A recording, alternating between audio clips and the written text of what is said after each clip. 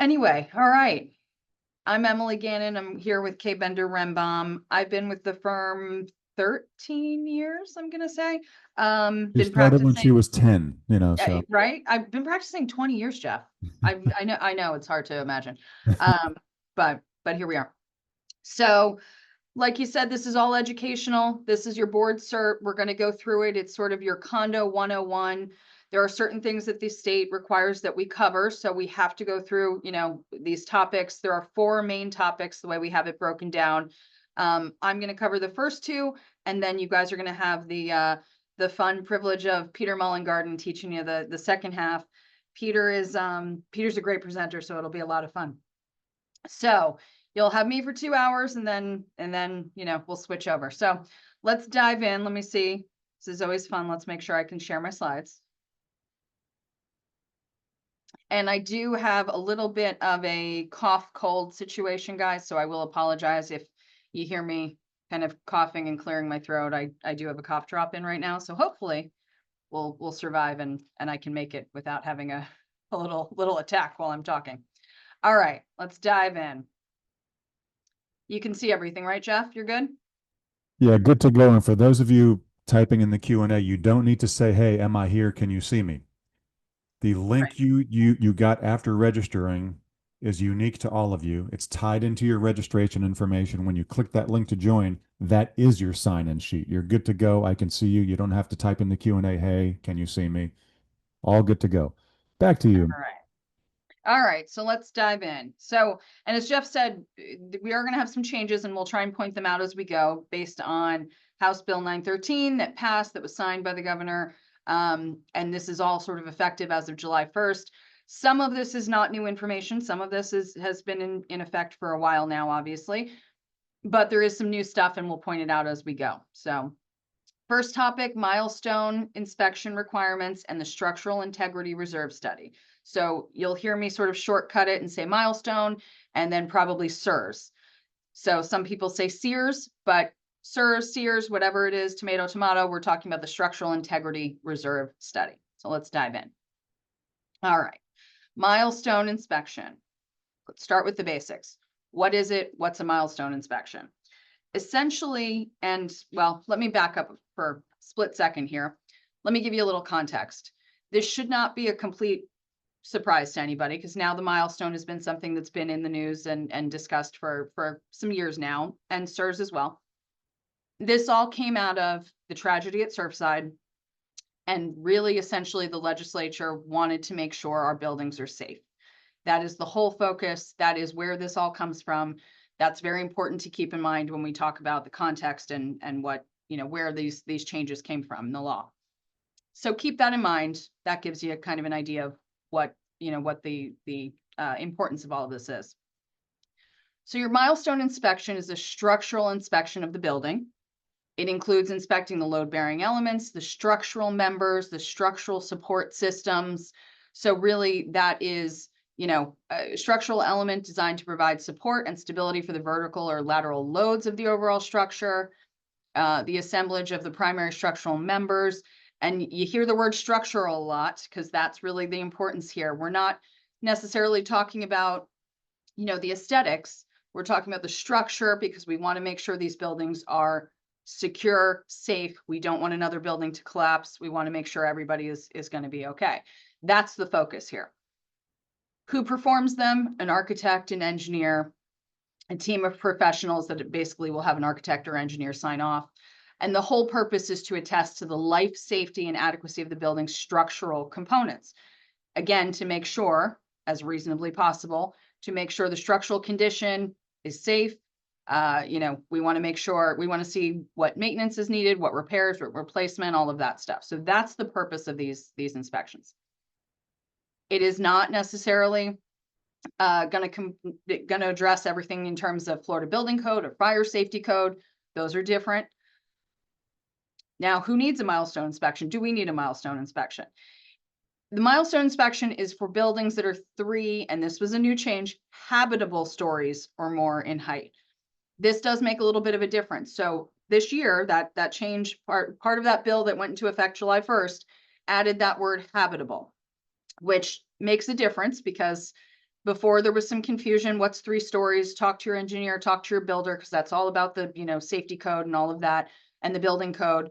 But now we've clarified habitable stories. So that really does change the structure, because we're talking about now the definition doesn't include those buildings that had the garages on the bottom. There are a lot of townhomes that were built with sort of 2 stories of living, and the bottom floor is a garage. Technically, those are 3 stories, but now my understanding, based on what engineers have told me, under this definition now, that would not apply, because that bottom garage level is not habitable. So that was an important change, and that clarified some things in the law for us. And whole or in part residential condominiums, that's what we're talking about. So 3 habitable stories of a residential condominium. Okay. They also added an exclusion for 4-family dwellings. That was another change this year, but it excludes commercial buildings, it excludes single family, 2-family, 3-family, and then the new addition this year was 4-family. Mixed use and condominium hotels. So essentially, they're responsible for ensuring compliance with their milestone requirements as well. Any portion that's not subject to condominium form ownership, that obligation falls to its owner. The association is going to be responsible for all of the costs associated with the milestone inspection for the portions that the condominium has to maintain. Should make sense, right? That's pretty basic. Now, the big question is, when do we need this milestone inspection? So again, this hopefully is not new information to you guys, because this has been in the law for a couple of years now, but ultimately you need to make sure your milestone is done by the end of the year when the building has reached 30 years of age. If the building reached 30 years of age before July 1st of 2022, that means you had to have had it done by December 31st of 2024. That deadline is already passed. Hopefully, most buildings have already done this. If the building reached 30 years of age after July 1st of 2022, but before December of 2024, then there's a little extension to this year. And again, all of this is based on the certificate of occupancy. That's where your age is determined. And then that milestone inspection has to be done every 10 years. Now, this is important because I'm down in Broward right now. You guys could be all over the state, but Broward, Miami had certain local requirements already. You already had to do a 40-year inspection, a 50-year inspection. Some other counties and other local governments had similar programs. But essentially, local enforcement agencies can have these milestone inspections earlier. So you can require that they be done at 25 years of age instead of the 30 years, and then every 10 years thereafter. And again, for a lot of communities and a lot of condominiums we already represent, they already had similar programs in place. So again, this may not be totally new. Local agencies can extend those due dates. Essentially, they're looking for good cause to do it, though. So they need to make sure those owners have entered into contracts with an architect, with an engineer, that we are moving forward and getting this done.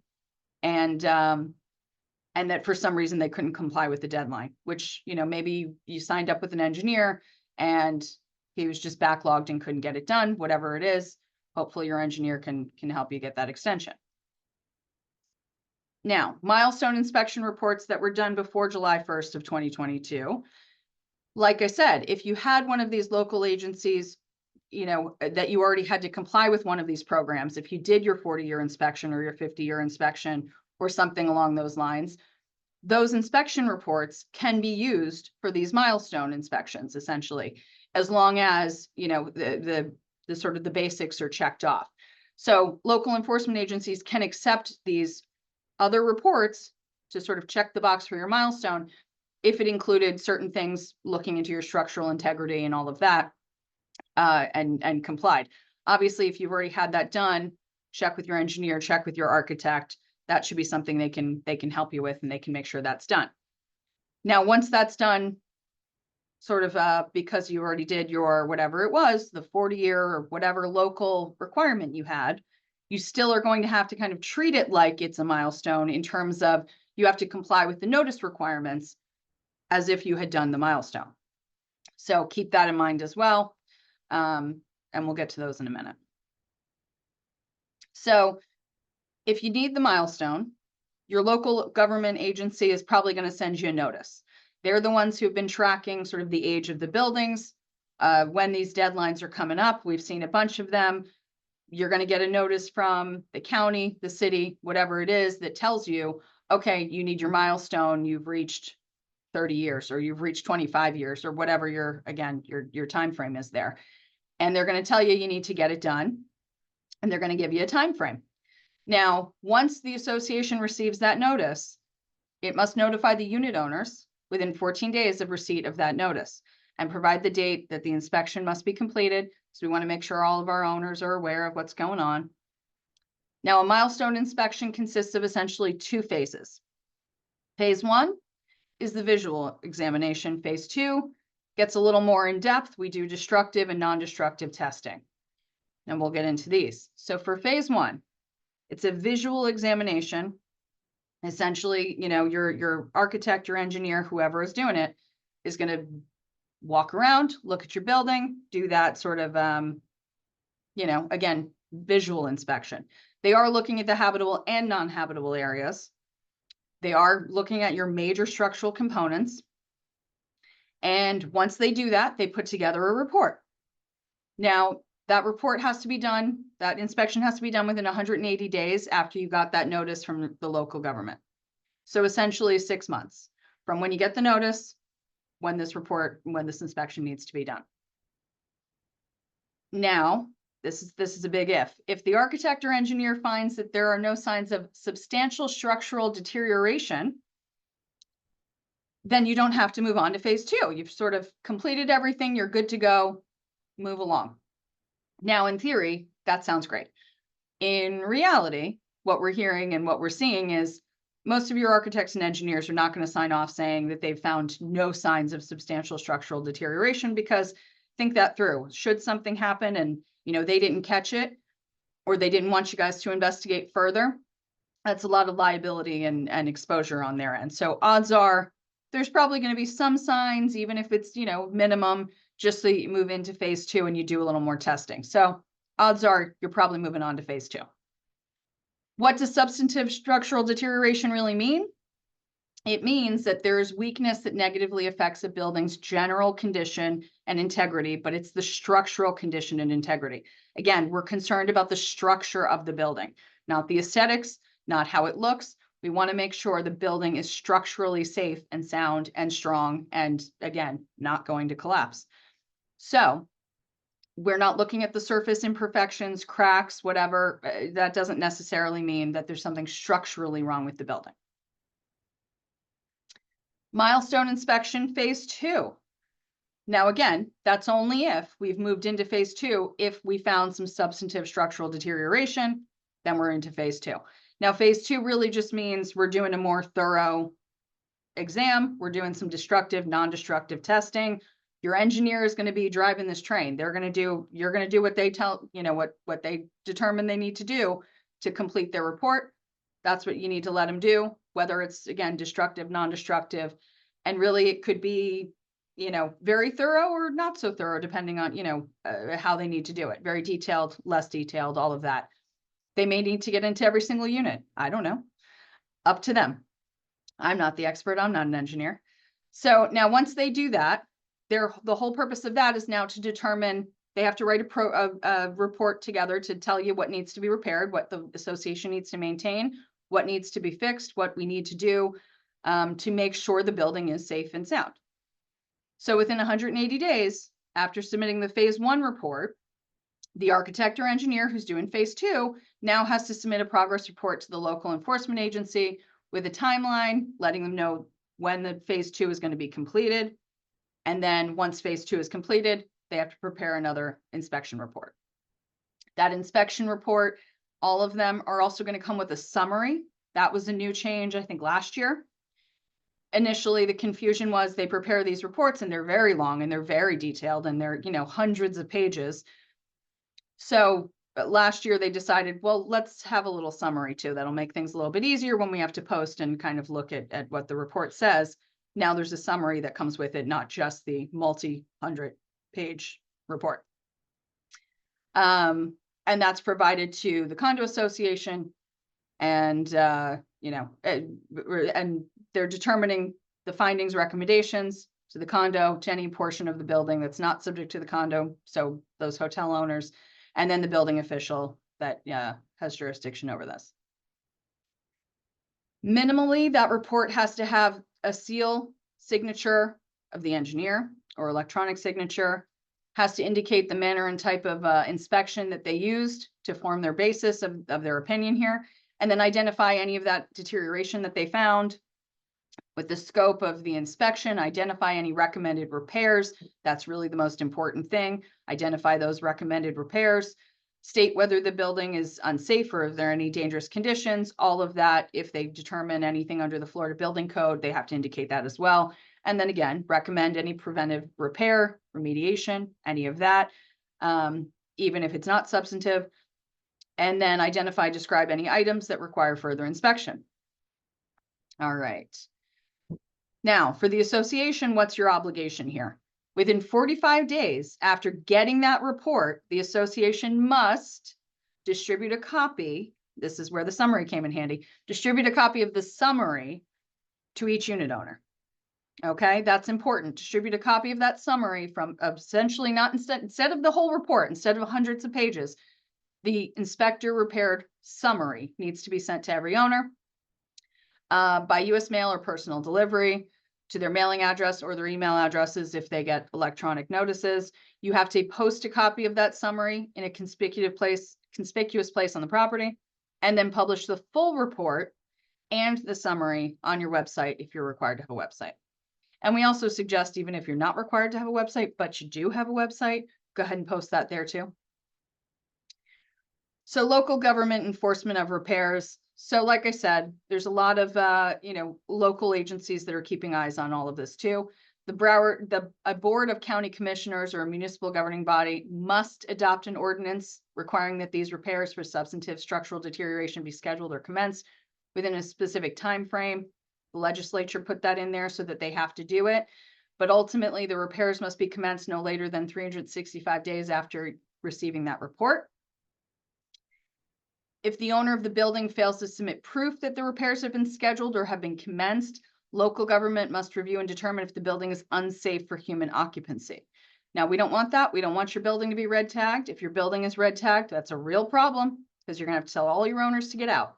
So you want to make sure you're on top of these things and you're making sure the building's safe and you're doing the repairs and anything else you need to get done. What if we don't do the milestone inspection? Okay, what's the punishment? Well, it's pretty significant here, guys. If the officers or directors willfully and knowingly fail to have their milestone inspection performed, that failure is considered a breach of your fiduciary duty. A local enforcement agency may prescribe timelines and penalties with respect to compliance with the milestone inspection requirements. So again, you may get a notice from city, county, whoever it is, and they could penalize you. There could be fines imposed. There could be all of these things if you're not complying with these requirements and with these deadlines. Florida Building Commission requirements. So by the end of last year, the Florida Building Commission was supposed to adopt rules establishing the building safety program. It's supposed to include inspection criteria, testing protocols, all of that stuff. All right, so that's the milestone portion. Let's get into structural integrity reserve studies and mandatory reserves. So again, you're going to hear me just say SIRS a lot, but SIRS, that's what it is, your structural integrity reserve study. So what is it? What are we talking about here? It's a study of the reserve funds that are required for future major repairs and replacement of, at a minimum, the following items. And these are all items that are related to the structural integrity and safety of the building. Because again, you see a theme here, guys. We want to make sure the structure of these buildings is secure, is safe. Your buildings are going to be nice and strong, and we're never going to have another Surfside. That's the goal. Now, you'll hear us kind of call these the little g, because the way the statute's written, this little list here is a subparagraph G. So these are our little g items. Legislature put this in. Statute is very specific about this list. It's been tweaked a couple times in the last couple years, but essentially the structural items that we have to look at, that we have to reserve for, that we have to do, these studies are supposed to look at, is this list here. Your roof, your structure, including load-bearing walls and all of that, fireproofing, plumbing, electrical systems, waterproofing and exterior painting. And I know that sounds funny and that might not, off the initial reaction, that may not scream structural to you, but waterproofing and exterior painting is actually very important because the painting is part of the waterproofing, and that keeps the water from getting in and eating at the rebar and, causing potential structural issues. Windows and exterior doors, but they did clarify that's only if those are maintained by the association. You wouldn't have to reserve for new windows if your owners are the ones responsible for your windows. So that's a clarification that we got, I think last year now. And this was a change from this year. Any other item that has a deferred maintenance expense or replacement cost that exceeds, that number used to be $10,000. This year, July 1st, now we've bumped it up. Now it's $25,000. Or an amount that the division adjusts pursuant to inflation.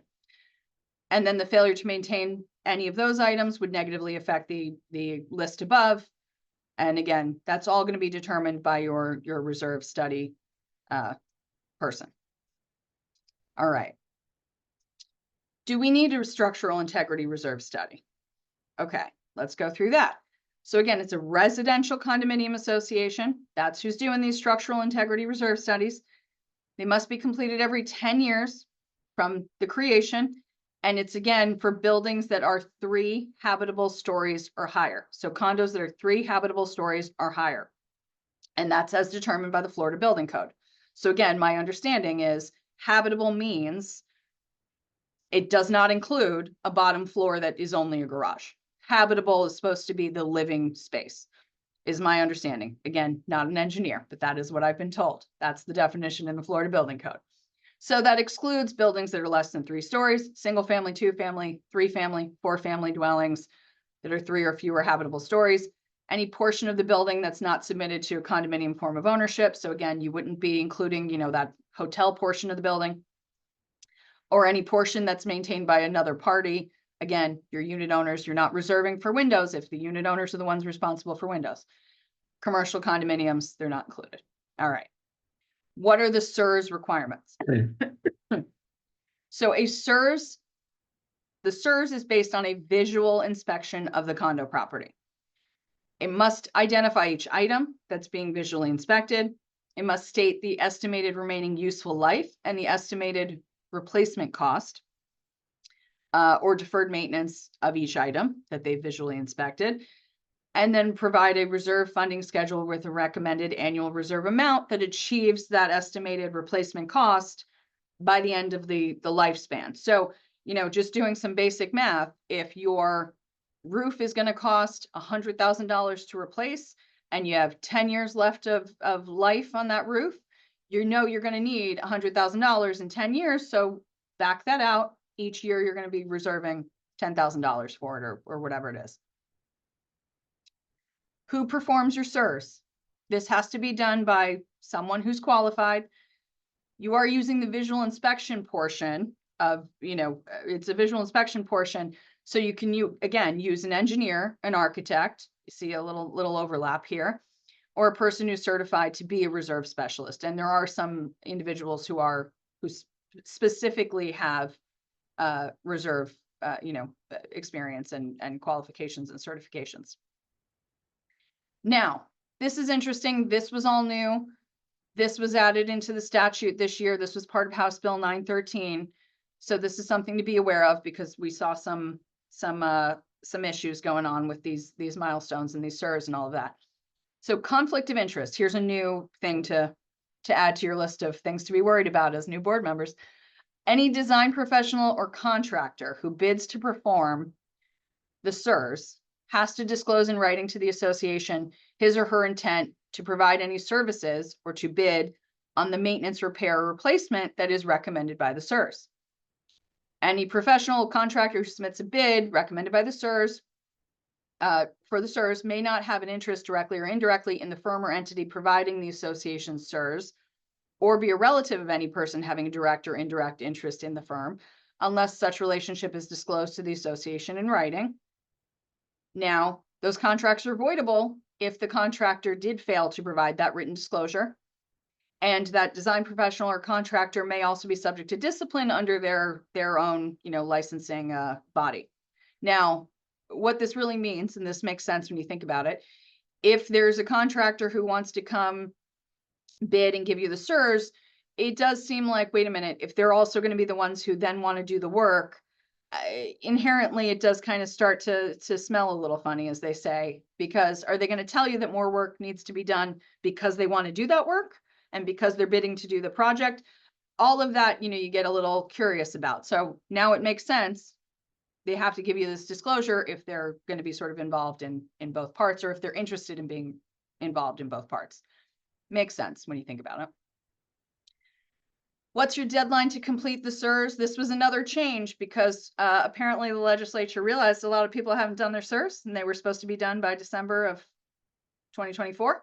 Well, now you have more time. Good news. It's December 31st of 2025.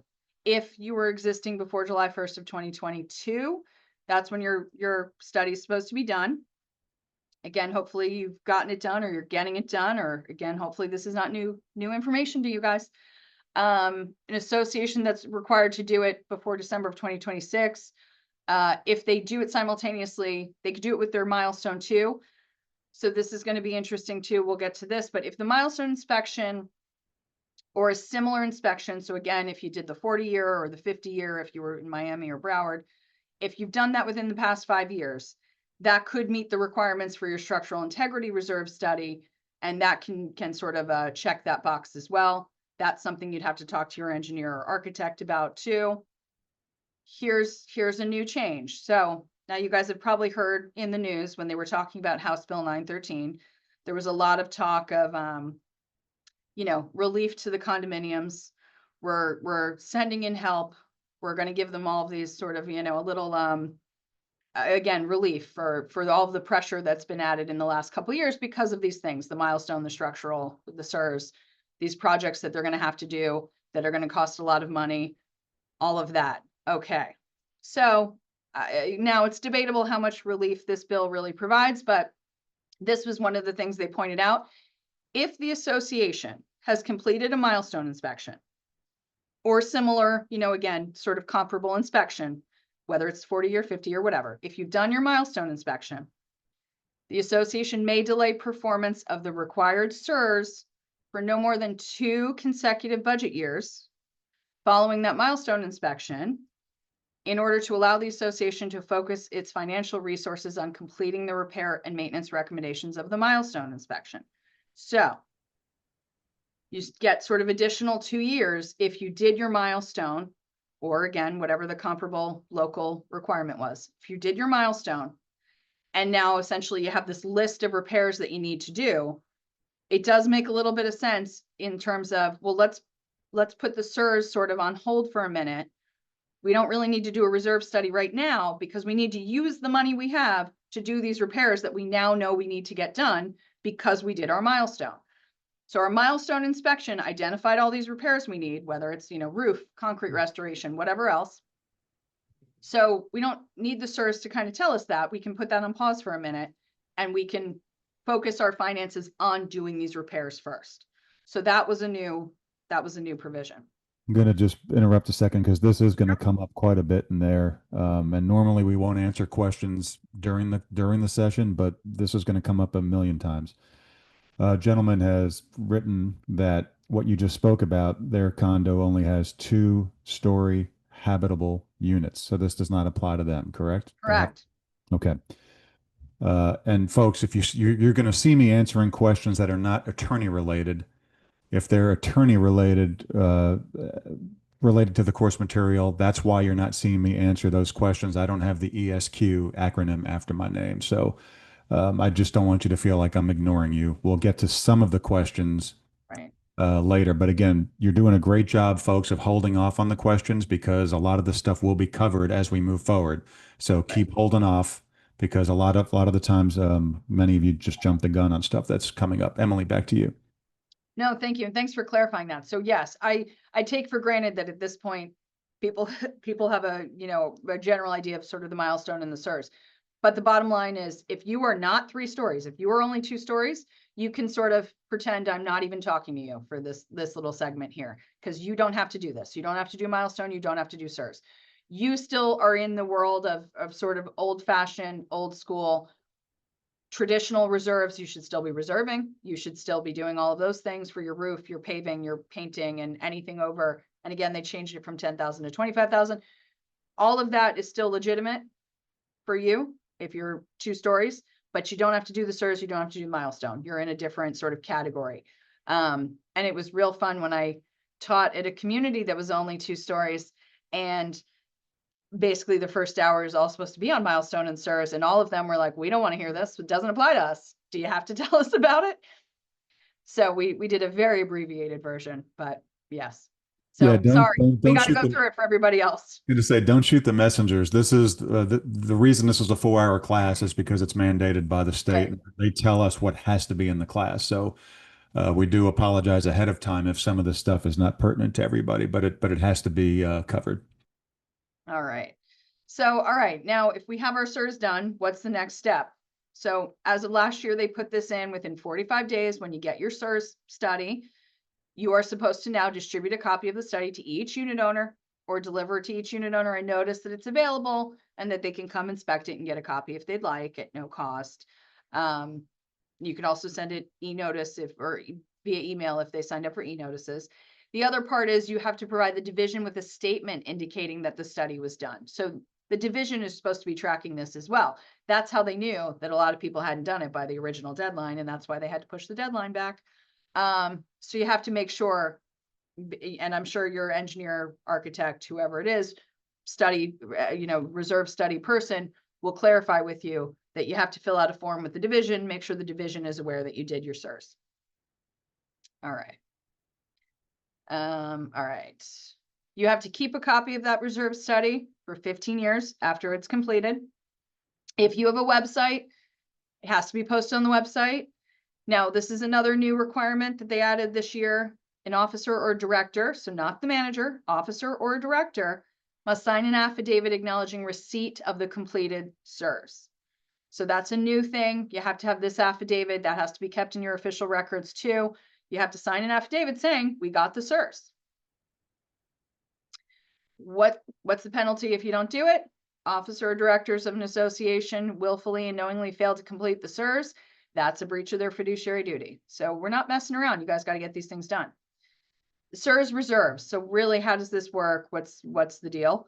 So now you're required to obtain that study. Now the reserves have to be funded, have to be maintained for those items that the association is responsible for under your deck. And again, it's based on useful life. It's based on all of that. They can take into account inflation adjustment, all of that. And now you have to fund these things. There is an exemption if we can't determine essentially if the lifespan is greater than 25 years. You're not required to reserve for it. You must reserve, however, the amount of the deferred maintenance expense if it is recommended by the CERs. Again, you're relying on your experts for this here.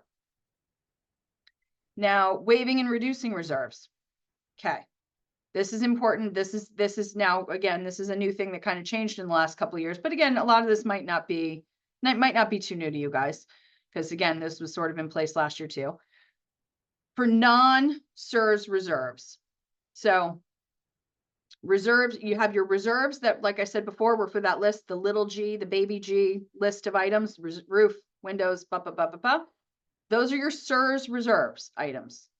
But you still might have non-CERs reserve items. You still might have a reserve for, something with your pool repair, pool repair or something like that. That's not a structural thing. That's not part of the CERs, but it's non-CERs, and you still have to reserve for it because you're still bound to reserve for those things. So for non-CERs, you can still waive those reserves. And it's a majority vote of everybody, not a majority vote at a meeting in which quorum is obtained, a majority vote of everybody, and you can waive non-CERs reserves. So again, if you're only 2 stories, that still applies to you. You can still waive reserves. Now, for CERs reserves, you cannot waive them. You have to fully fund them now. Now we are in a timeline where there's no waiving of those anymore. They had indicated, you know, there was a sort of a last chance last year. It was a budget adopted on or before December 31st of 2024. After that time, you can't waive. So last year, I know there were some, you know, some communities that were able to waive sort of one last time. But now we're past that. There's no waiving of CERS reserves, period. So your CERS reserves items, that little G list, you cannot waive those. You have to fully fund those every year. All right. This was another change. This was another part of the relief that we were promised. So for a budget adopted on or before December 31st of 2028, if the association has completed a milestone inspection within the previous 2 calendar years, the board, upon approval of a majority of the total voting interest, so that's everybody, total of everybody, may pause. This is what you probably heard because there was some news about we can pause funding, may temporarily pause for a period of no more than 2 consecutive budgets, reserve fund contributions, or reduce the amount of reserve funding that is recommended by the milestone, or for the purpose of funding repairs recommended by the milestone. Sorry. If an association pauses those contributions to CERS, to the CERS items, then it's going to have to get a new CERS updated so that it can now sort of recalculate and update the amounts that it's going to need to, contribute in the next couple of years. So if you got your milestone inspection done, you can pause funding for these CERS items for up to 2 years, because we want you to use that money on the milestone inspection, and then you can sort of reconfigure, and you need a new CERS, you can reconfigure what those reserve contributions are going to be, and then you can adjust going forward. But there is a pause there that's now allowed. So that's what you may have heard about too. That should be a little bit of relief, because now you're focusing that money on doing the repairs, not funding sort of, future replacements while you're doing the replacements, while you're doing the repairs. That was a helpful little addition. CERS reserves may be funded by, this was another sort of new provision that they're saying is part of the relief. CERS reserves may be funded by regular assessments, special assessments, lines of credits, or loans. A special assessment, line of credit, or loan requires the approval of a majority vote of the total voting interests. Now, again, what we're hearing, and I'll give you the sort of inside baseball side of this.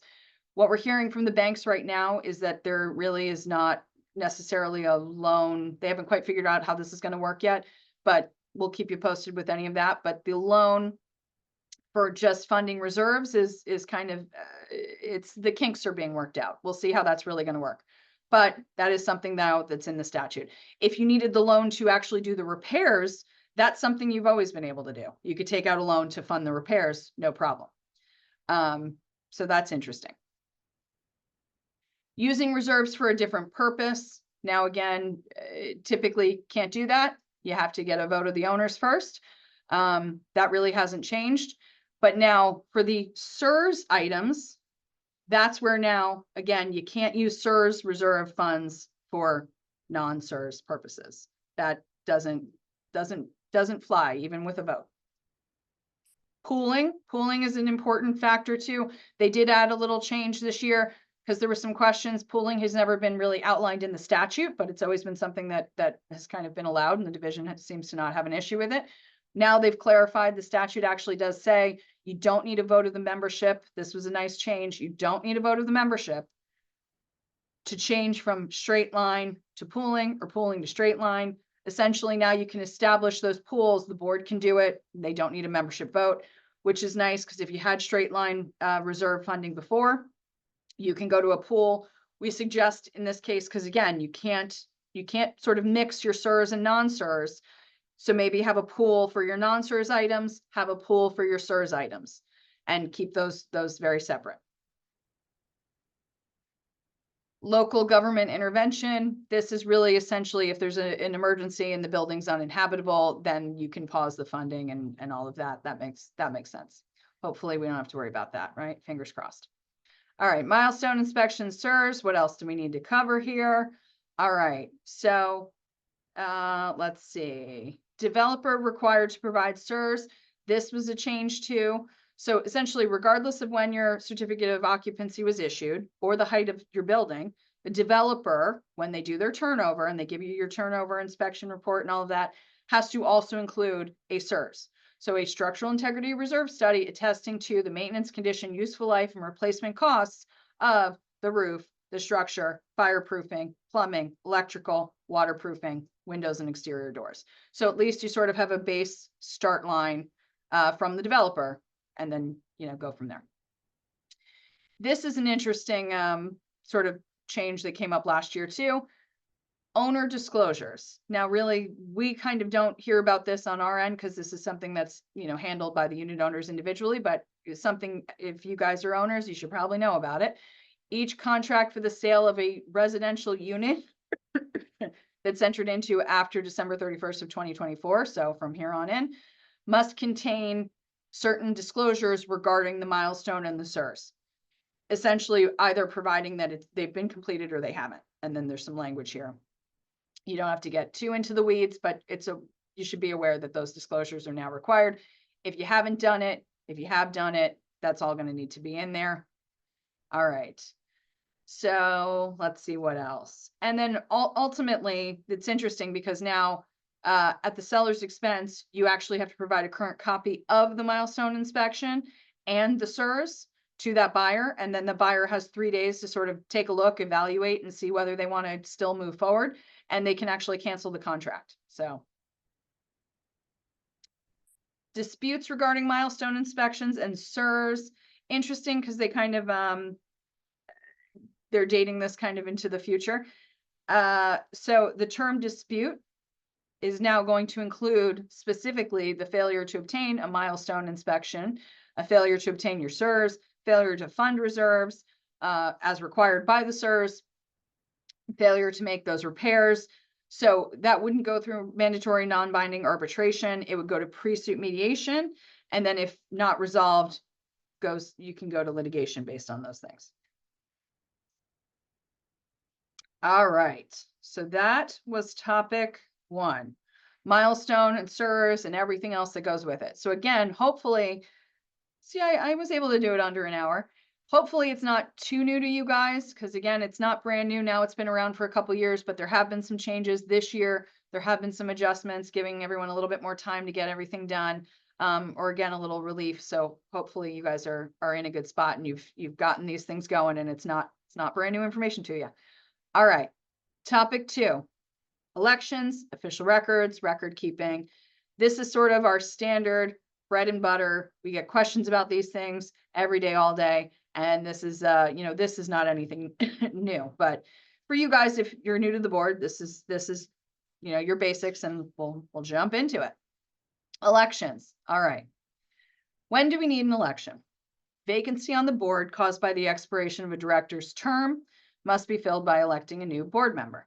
Now, a vacancy caused before the expiration of the term, so if somebody resigns or they're disqualified for some reason and they're off the board, not recall related though, it's going to be filled by a vote of the majority of the remaining directors, even if that's less than quorum. It's a fun little trivia.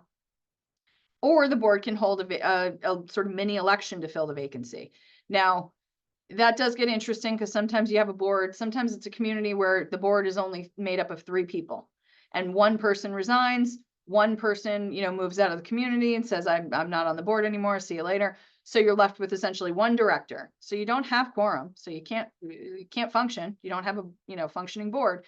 Well, that one director can appoint somebody. Now you have 2, now you have quorum, now you can function at least, but then the 2 can now appoint the 3rd. And essentially, again, you can appoint them and could be it's the only thing you can really do without quorum to get to quorum. And now you can function.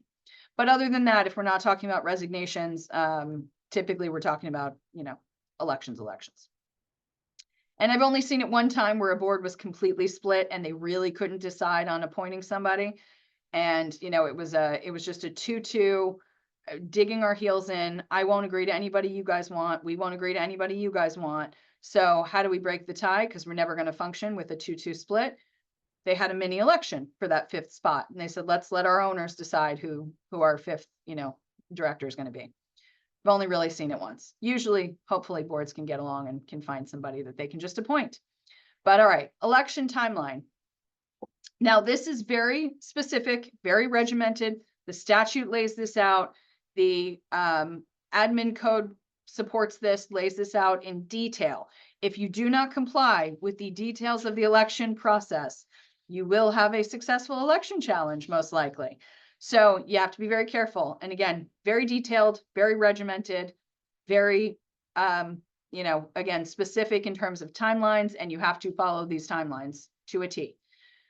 First timeline to be aware of, not less than 60 days before the election, the association must mail, deliver, electronically transmit the first notice. So for elections for condos, and it's very different than HOAs. If you have friends that live in HOAs, if you also have a property in an HOA elections are a totally different ballgame. And if you start talking about envelopes and multiple notices, the HOA people probably, their eyes will roll back in their head and they won't know what you're saying. Totally different planet, totally different world. This is where you guys are sort of the most different. But this is what you have to follow in condo land. No less than 60 days, first notice. If somebody wants to be a candidate for the board, they have to give their notice to the association not less than 40 days before the election. So 60 days is your first timeline, 40 days is the deadline for your notice of intent. And then you have a 35-day deadline, and this is all before the election, to provide an information sheet. So if I want to run for the board, I have to give my notice of intent to the association no less than 40 days before. Then I have a couple more days, basically, no less than 35 days before I can give them an information sheet about myself, a CV, a resume, whatever it is, why I think I'm the greatest human and I'll do the most for our community, or, why you should put me on the board because the current board is the worst, whatever it might include. Typically, it's sort of a CV, resume, that kind of thing, campaign, a little campaign spiel. No larger than 8.5 by 11, so your typical piece of paper, one-sided, and that has to be included. That's going to go in the mailing of everything. So that's the information sheet. And then no less than 14 days, but no more than 4 days, because you got to give time for that 35-day deadline for the information sheet. The association has to send out the second notice. Now, the second notice package is going to have in it the ballot, those information sheets, all of that, the envelopes. So those are your timelines. 60 days first notice, 40-day notice of intent, 35 days information sheet, 14 days at least for your second notice, final notice. Unless otherwise provided in your governing documents, a board typically consists of 5 members, but look at your governing documents. If your articles of incorporation or your bylaws permit directors to serve longer than 1 year, they may, but typically the term is 1 year. Sometimes we have communities that have staggered boards, so they do sort of half the board this year and everybody serves maybe 2 years. So it's half the board this year, they get to stay on for 2 years. So next year you're electing the other half and you kind of flip back and forth 3-2, 3-2, 3-2. So you get a little consistency. A lot of communities that works for them. So you could do that. You could have multiple year terms, but that's something that would have to be in your governing documents. You can't just do it. Now, this was an interesting change. They did this in 2018 and then caused a lot of confusion when they did it. And now we've gotten a little clarification on this. So a director cannot serve more than 8 consecutive years. This is only in condo, not HOA. Cannot serve more than 8 consecutive years unless approved by 2/3 of all votes cast in the election, or there aren't enough candidates to fill the vacancy. Sorry. Now that only counts from when they changed the law in 2018. So I know you're going to tell me, but our president's been the president for 20 years. Does that mean we have to kick him off the board? It only counts from July 1st of 2018, and then it's the 8 years.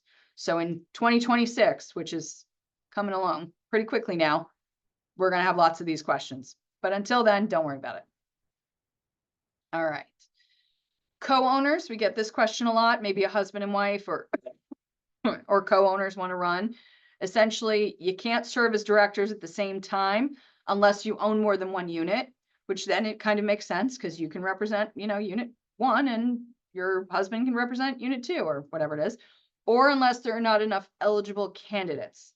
So that happens occasionally too.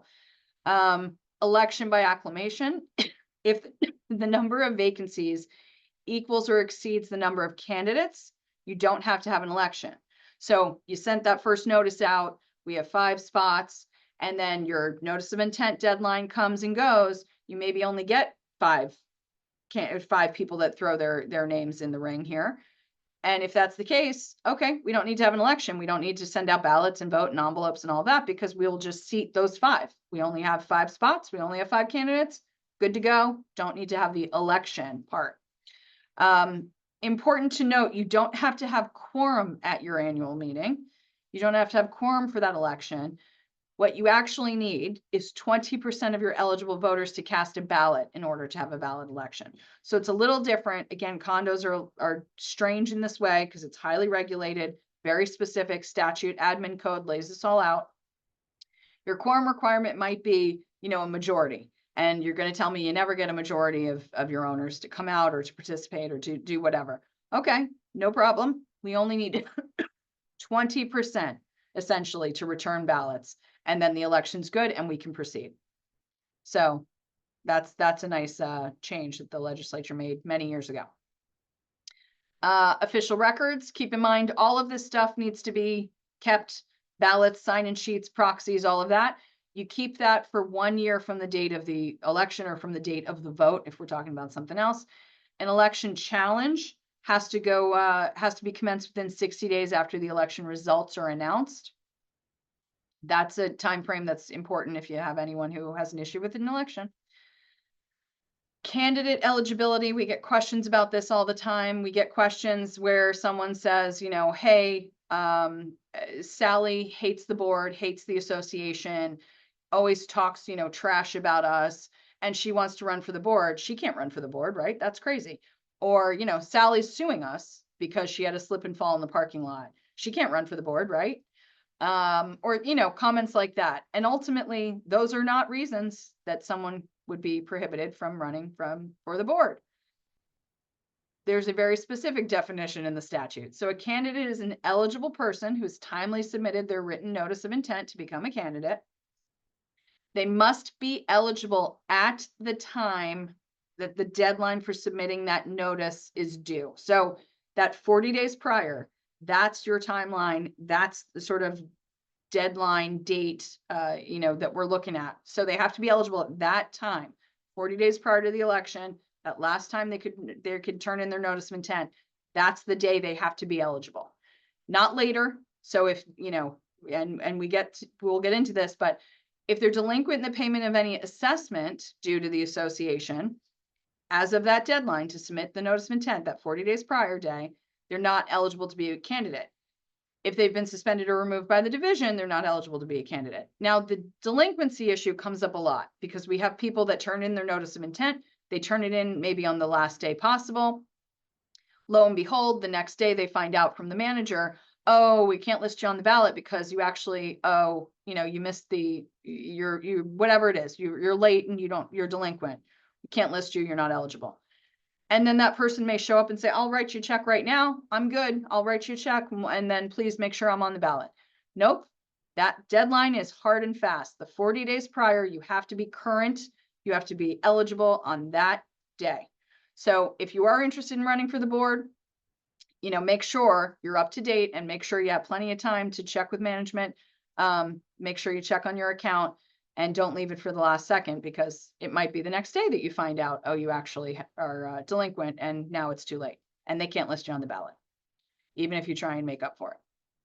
All right. So now these were some changes that were added last year, and I'll give you some context for this too, because it's kind of fun. It's kind of good stuff, right? All right. So if you paid attention to the news in the last couple of years, there's been some, we'll say, scandals involving associations, boards doing things that they're not supposed to be doing. Essentially, there was a very large case that came out of Miami. You may have heard of the hammocks, that community. There was a case there where law enforcement all got involved, and this is all alleged, of course. Let me give you the big disclaimer: alleged. But law enforcement got involved. There were actual arrests of board members.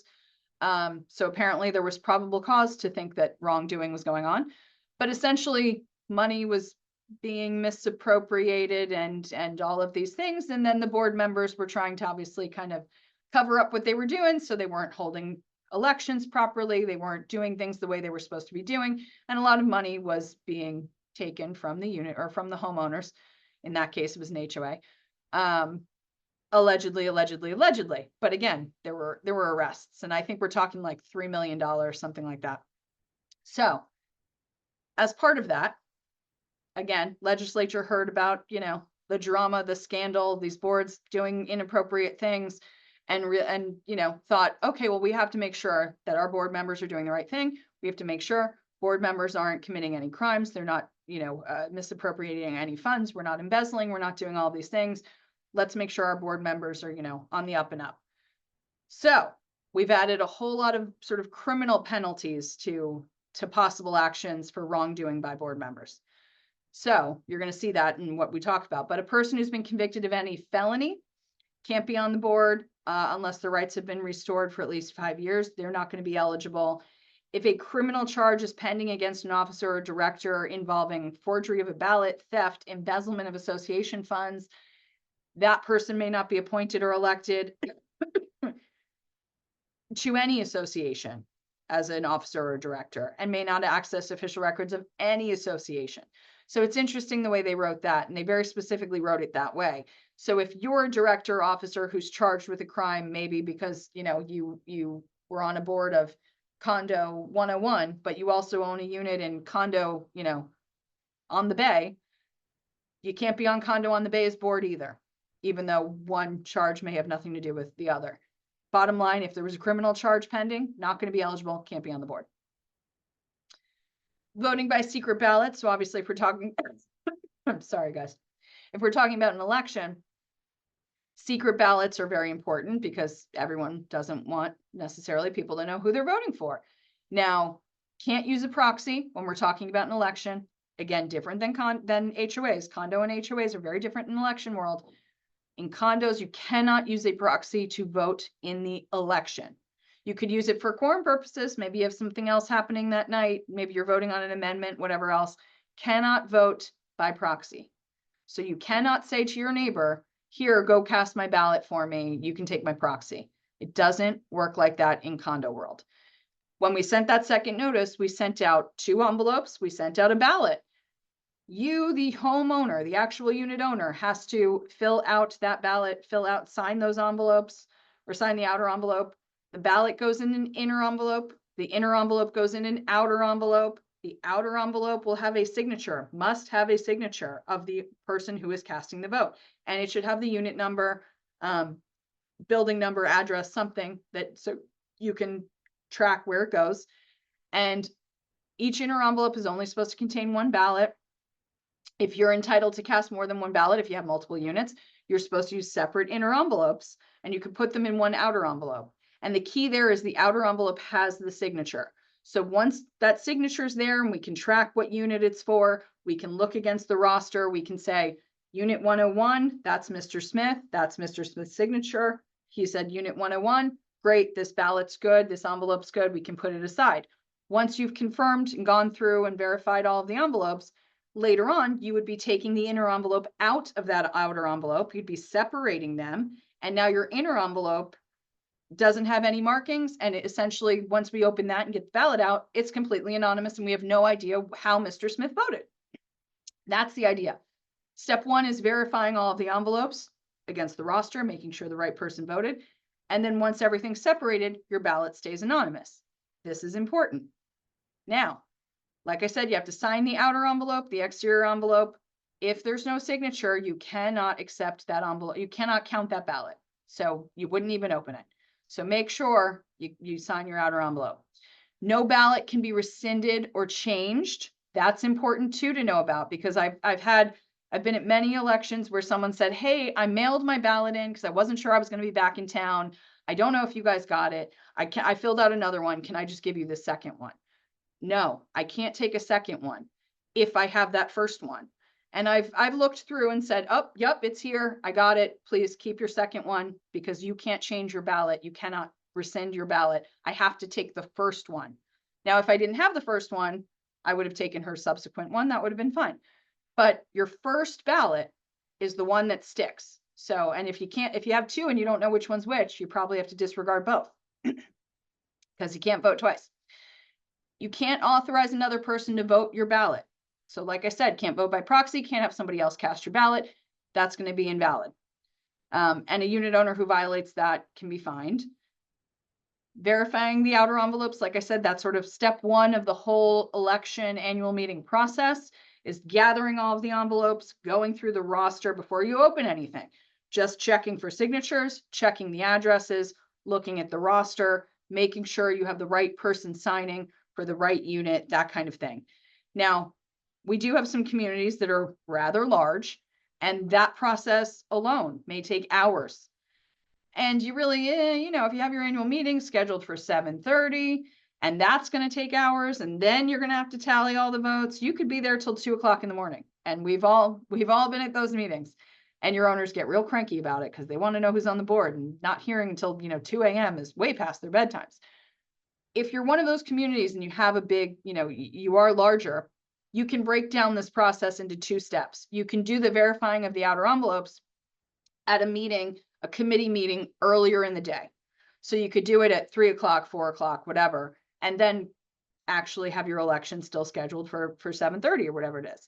That impartial committee meeting, so you have an impartial committee. It's not board members. It's not anyone running for the board. It's not anyone related to them, living with them, their spouses. No, you have to find, sort of other owners, objective third parties that you can, just have do your vote for you, do your process for you. You notice it like it's a committee meeting. So do a 48-hour notice. It's going to be open to all members. So if you have a candidate who is very, concerned and wants to keep an eye on everything the board's doing, they're probably going to come and sit and watch that meeting. And that's fine. It has to be open for them too. Open to all members, noticed at 48 hours, and it has to be the same day as the election. So like I said, we have clients that do that where it just makes life a little bit easier. You verify the outer envelopes. Your committee does that whole part first, where they're checking for signatures. They're checking to see we only have one for unit 101. We checked against the roster. It's Mr. Smith. Whatever it is, we check the signature, the unit owner. And if there's an envelope that has to be disregarded, maybe it doesn't have a signature, then we write disregarded on it and we put it aside. That's not going to count. Again, if you maybe get 2 ballots and you can't determine which one came in first, you might have to disregard them both, but you're going to write disregarded on the envelope and you're going to put it aside. Fraudulent voting activities. So like I said, this ties us back to all of the alleged wrongdoing that was going on with these board members. So part of that was we want to make sure votes and elections are being done properly. So a person who engages in a fraudulent voting activity related to an election, and it may sound silly, guys, because I know you're saying, who would cheat at a condo election?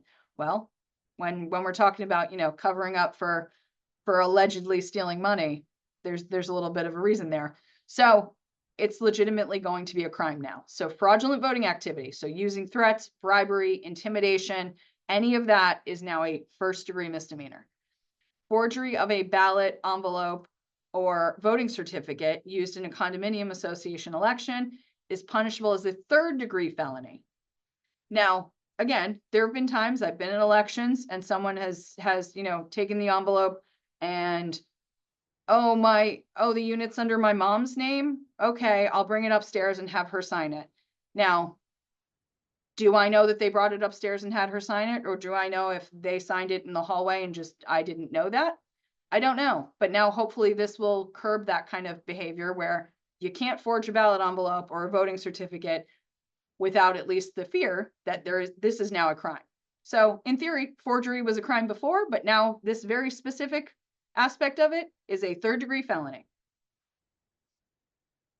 Electronic voting. All right. We're going to talk about this for a couple of minutes because I want you guys to be aware of kind of some variations here. Electronic voting, essentially this came into play some years ago. There are more companies now that do it. There are more platforms, so you can get a more economical plan from what I hear than when this first came around. I would suggest that you look into having electronic voting implemented in your community if you don't already have it. We can always give you some names if you need them, but you can probably do a Google search and find some good companies. Electronic voting does make things a little bit easier, a little bit more streamlined, a little bit quicker. And then we're going to get into why it's more important now than sort of ever. But essentially, electronic voting is exactly what it sounds like. It is a program, a platform that you have to let people vote through that platform electronically, through an app, through a website, whatever it is, where they can online cast their vote. They do not have to fill out, a paper ballot and sign an envelope and all of that and come to the meeting or mail that in. They can do it all through the website, through the app, whatever it is. Now, for the purposes of voting, it is convenient because their vote's going to count if it's done properly. And then they're actually counted as being in attendance at the meeting for the purpose of determining a quorum. So if we're voting on an amendment, something like that, where we're going to need quorum, that's important too, because it counts like they were there. So they don't have to also fill out a proxy. They get to cast sort of it's a one and done situation here. Now, to establish electronic voting, the board has to do it. So the board has to adopt a board resolution at a board meeting. They have to make that decision to start the process and engage into this. Now, it used to be a 14-day notice for a board meeting to adopt electronic voting. It no longer is. They changed that this year. Now it's just a regular 48-hour notice. Now, the board resolution has specific requirements. The statute lays out how you need to do it. Essentially, again, these platforms now have gotten into the groove, and we all know what's required. So if you get the right vendor, I'm sure it's all compliant. You have to have procedures to make sure you can verify, the email addresses. Everything stays anonymous, but you can track the votes, all of these things. There's all these requirements. Essentially, the owners have to be able to make sure they can authenticate. You can authenticate their identity. The ballots are staying secret. You wouldn't want to be able, the same way we just discussed before, that you have the two sets of envelopes so that you don't know how Mr. Smith actually voted. Same kind of thing here. If Mr. Smith votes online, it wouldn't really be fair if we could just log in and pull up his account and say, oh, Mr. Smith voted for Joe and Mary and Bob. And oh, he didn't vote for Sally? Interesting. We're not doing that. It's all still anonymous. So it tracks and it gets, calculated properly and tallied, but we don't know how the individual votes are cast. So that's very important. Now, and you also have to be able to track and keep track of all the votes. Now, process, the board has to adopt the resolution. A notice is going to go out to the owners, letting the owners opt in and sign up and to do all of that. If the owner does sign up and wants to vote electronically, you have to be able to do that at all subsequent elections. Now, this also is not imposed on your entire community. Your owners, if they don't want to do electronic voting, and again, we have communities where people will say, absolutely not. I don't even use email. I barely know how to use my computer. I don't want to do electronic voting. I'm okay filling out a piece of paper. If you don't sign up for electronic voting, that's fine. You can still do it the old-fashioned way. And fun fact, I have one community where every single owner, except for one, every single owner signed up for the electronic voting. And there was just one woman who did not want to do it that way and wanted to do it the old-fashioned way. And ironically, because then you end up with only one paper ballot, in theory, everyone could know how she voted. But either way, you don't have to do it. You still could do it the old-fashioned way if you don't opt in. All right. Now, this is part of the new laws. And again, we're going to get into why electronic voting, why I'm suggesting now that you really might want to look into it if you don't already do it. Now, if 25% of your voting interests petition the board to adopt a resolution for electronic voting for the next election, the board must hold a meeting within 21 days after receipt of that petition, and they must adopt the resolution. So essentially, your owners can now sort of force the board to get in with the times and to offer electronic voting. So 25% of the voting interest can petition the board. Board's going to have to do it. Now, electronic ballots. This is a little different. This is brand new. And this is the part where we thought, we're not too sure what the legislature was trying to do here. And as a practical matter, it's going to be real weird, and it's going to be interesting how this all plays out. I'm not sure that we really thought this through fully, but here we are. So this was all part of 913. So electronic voting through a platform is one thing. So again, that was already in place for years. That protects, the secrecy and anonymity of votes, blah, blah, blah, blah, blah. This is totally different. This is voting through an email, just essentially sending an email and saying, this is my vote. So again, there's no secrecy happening anymore.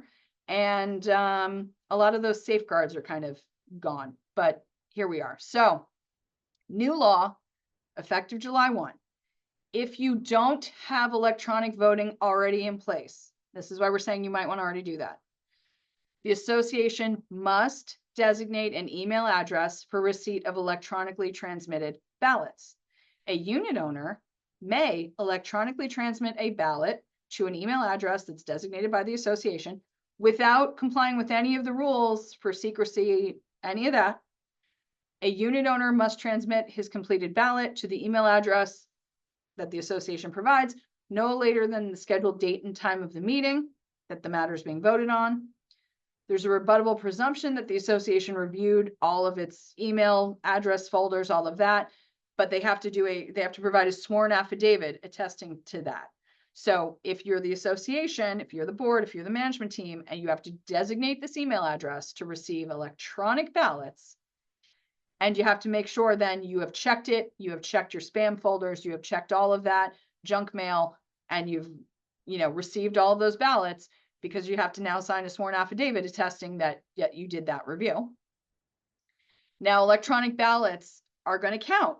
So they're going to count like you voted normally if you send them to the designated email address, as long as they include the following. So unit owner on their own is essentially going to send an email to the management, or to, again, whatever this designated email address is. Their ballot has to include a space for the unit owner that they type their unit number, they type their first and last name, which is the equivalent of the signature, and the following statement in capitalized letters and in a large font. And then this whole little disclaimer needs to be on that, in that ballot, on that ballot, in that email. Waiving the secrecy of your ballot is your choice. You do not have to waive the secrecy of your ballot in order to vote. By transmitting your completed ballot through email to the association, you waive the secrecy of your completed ballot. If you do not wish to waive your secrecy, but you wish to participate in the vote that is subject of this ballot, please attend the in-person meeting during which the matter will be voted on. So essentially, it's telling the owner, your vote now is free game. Everyone can know how you voted. Or if you want to vote in secret and keep your vote, again, kind of secret, go to the meeting in person, fill out a ballot, put it in the envelopes, and then no one will know how you voted. Now, this is, again, a little interesting because it feels like a lot of those safeguards that we have for the electronic voting, where you use a platform and you do all that, it feels like a lot of those safeguards are gone. Now, it doesn't indicate if you send this vote this way, if you send in an email ballot, it does not say it counts for quorum. So if we're voting on an amendment, then that doesn't count toward quorum. So what if everybody sends in a ballot, but they don't send in proxies, and then you get the vote, but you don't have quorum? That can mess things up. Again, it's not going to be secret, so everyone's going to know how you voted. If you do the electronic voting, I think that's a lot cleaner. That's a lot easier. Again, there are more safeguards in place. Obviously, there is a cost to the association because, again, those programs and platforms cost money. But again, this seems like a sort of a little bit of a free-for-all. So when this now starts to go into effect, when we start having these elections and these meetings where people are going to start sending in electronic ballots, it's going to be very interesting to see how this all plays out.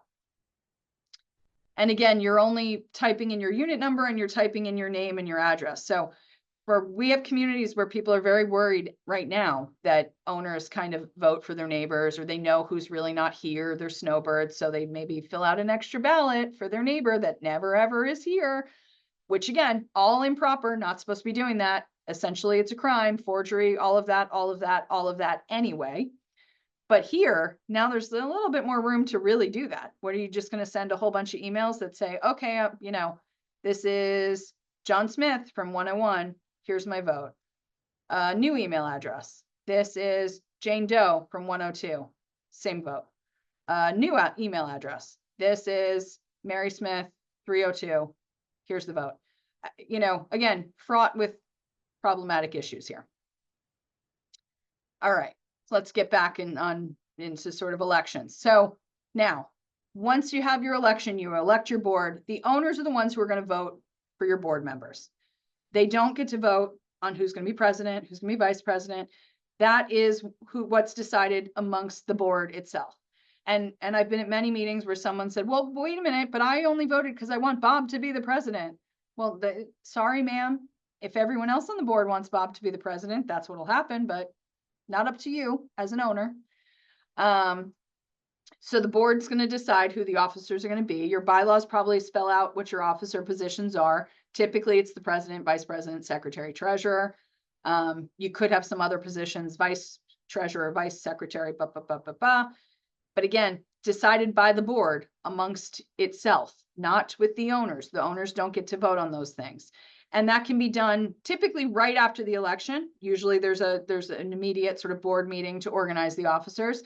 You can check your documents. It doesn't always have to be done right after the election. Maybe you have a 10-day window to do that. This is also fun trivia again. The directors in general are not allowed to vote by proxy or secret ballot at meetings. Directors have to vote, and make their vote known.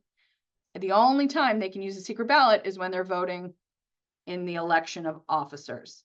So if you have sort of a contentious, awkward election where maybe some, different contingents were running, and then you got sort of a smattering of people on the board, it may be a little awkward to vote to, out loud vote for, yes, I want Bob to be the president, or I want Mary to be the president, or whatever it is.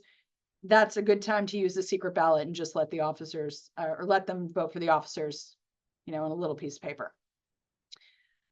There's no prohibition against changing officers midstream. So, in the middle of the year or at any point in time, really, just a 48-hour notice, properly noticed board meeting, you could change your officer positions.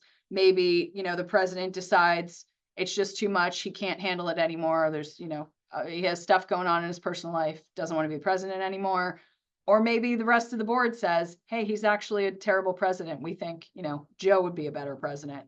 You can reorganize. It's all a board decision, not an owner decision. Now, how can you be disqualified from service as an officer or director? Again, keep in mind the context that I mentioned earlier involving the hammocks and some scandalous headlines that we had in the news in the last couple of years with board members and associations. And again, we're trying to avoid all of that, trying to keep our officers, on the up and up here. So an officer or director who knowingly solicits, offers to accept, or accepts a kickback commits a third-degree felony. Kickback is anything, service of value for which consideration has not been provided, and that can be for their own benefit or a family member. An officer or director who's charged by information or indictment for a crime that we discussed before, the forgery of the ballot, removed from office. If those charges are resolved without a finding of guilt, the officer can be reinstated. So if it's all been a big misunderstanding and the charges get dropped, great, they can go back on the board. An officer or director who's more than 90 days delinquent in the payment of any monetary obligation due to the association. So it's not just assessment, any monetary obligation. So that could be a fine, that could be, fees for whatever, is deemed to have abandoned his or her seat. So legally, the way they phrase that is a little interesting. So more than 90 days delinquent, they're deemed to have abandoned their seat, and now that seat's vacant and the board can fill the seat. Now, this is a little different because we talked about, eligibility to be a candidate. You have to be current on that day that you want to run. So that 40 days prior, your notice of intent, you have to be current on your assessments, full stop, period. When you get on the board, we give you a little window. You can be up to 90 days delinquent, but more than 90 days, you're off the board. And it is by matter of law, operation of law. So we have had officers through the years, directors who have, fallen behind or whatever it was. Same thing. They're now told, hey, you're not on the board anymore because you're 91 days delinquent and we had to, sorry, you're not on the board. and then magically, a check shows up. Oh, okay, here, now I'm current, so I'm back on the board, right? Well, not necessarily. It created a vacancy, and we already learned what happens when you have a vacancy. The rest of the board gets to fill it and gets to decide who's going to take that seat. So if the rest of the board wants you back on when you show up with that check, great, you can go back on the board. If a majority of those say, no, thanks, we actually didn't like having you on the board and we'd rather work with somebody else, then too bad, too sad, can't go back on the board. All right.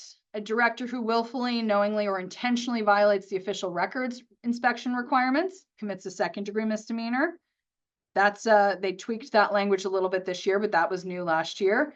Any person who knowingly or intentionally defaces or destroys accounting records, that's going to be another one where you commit a first-degree misdemeanor. Again, put this in context of those people who were doing the wrongdoing and probably destroying records or modifying records to cover up their wrongdoing. And this makes a little bit more sense. All right. A person who uses a debit card issued in the name of the association or is billed directly to the association for an expense that is not a lawful obligation of the association commits theft. They're removed from office. And then there's a definition here. Lawful obligation of the association means an obligation that was pre-approved by the board and reflected in the minutes of a meeting. So you can't kind of retroactively say, oh, we approve that, Bill spent that $500 on the debit card. It's fine. No, that had to have been done before to be a lawful obligation of the association. But in general, we tell you this, it's just too risky. Don't use a debit card. Full stop. Just don't use a debit card. If a board finds an officer or director has violated the conflict of interest requirements, that person's removed from the office. If a director fails to timely file their written certification and their educational certificate, so what you're getting here today, they're suspended from the board. All right, let's get into some of these other topics here.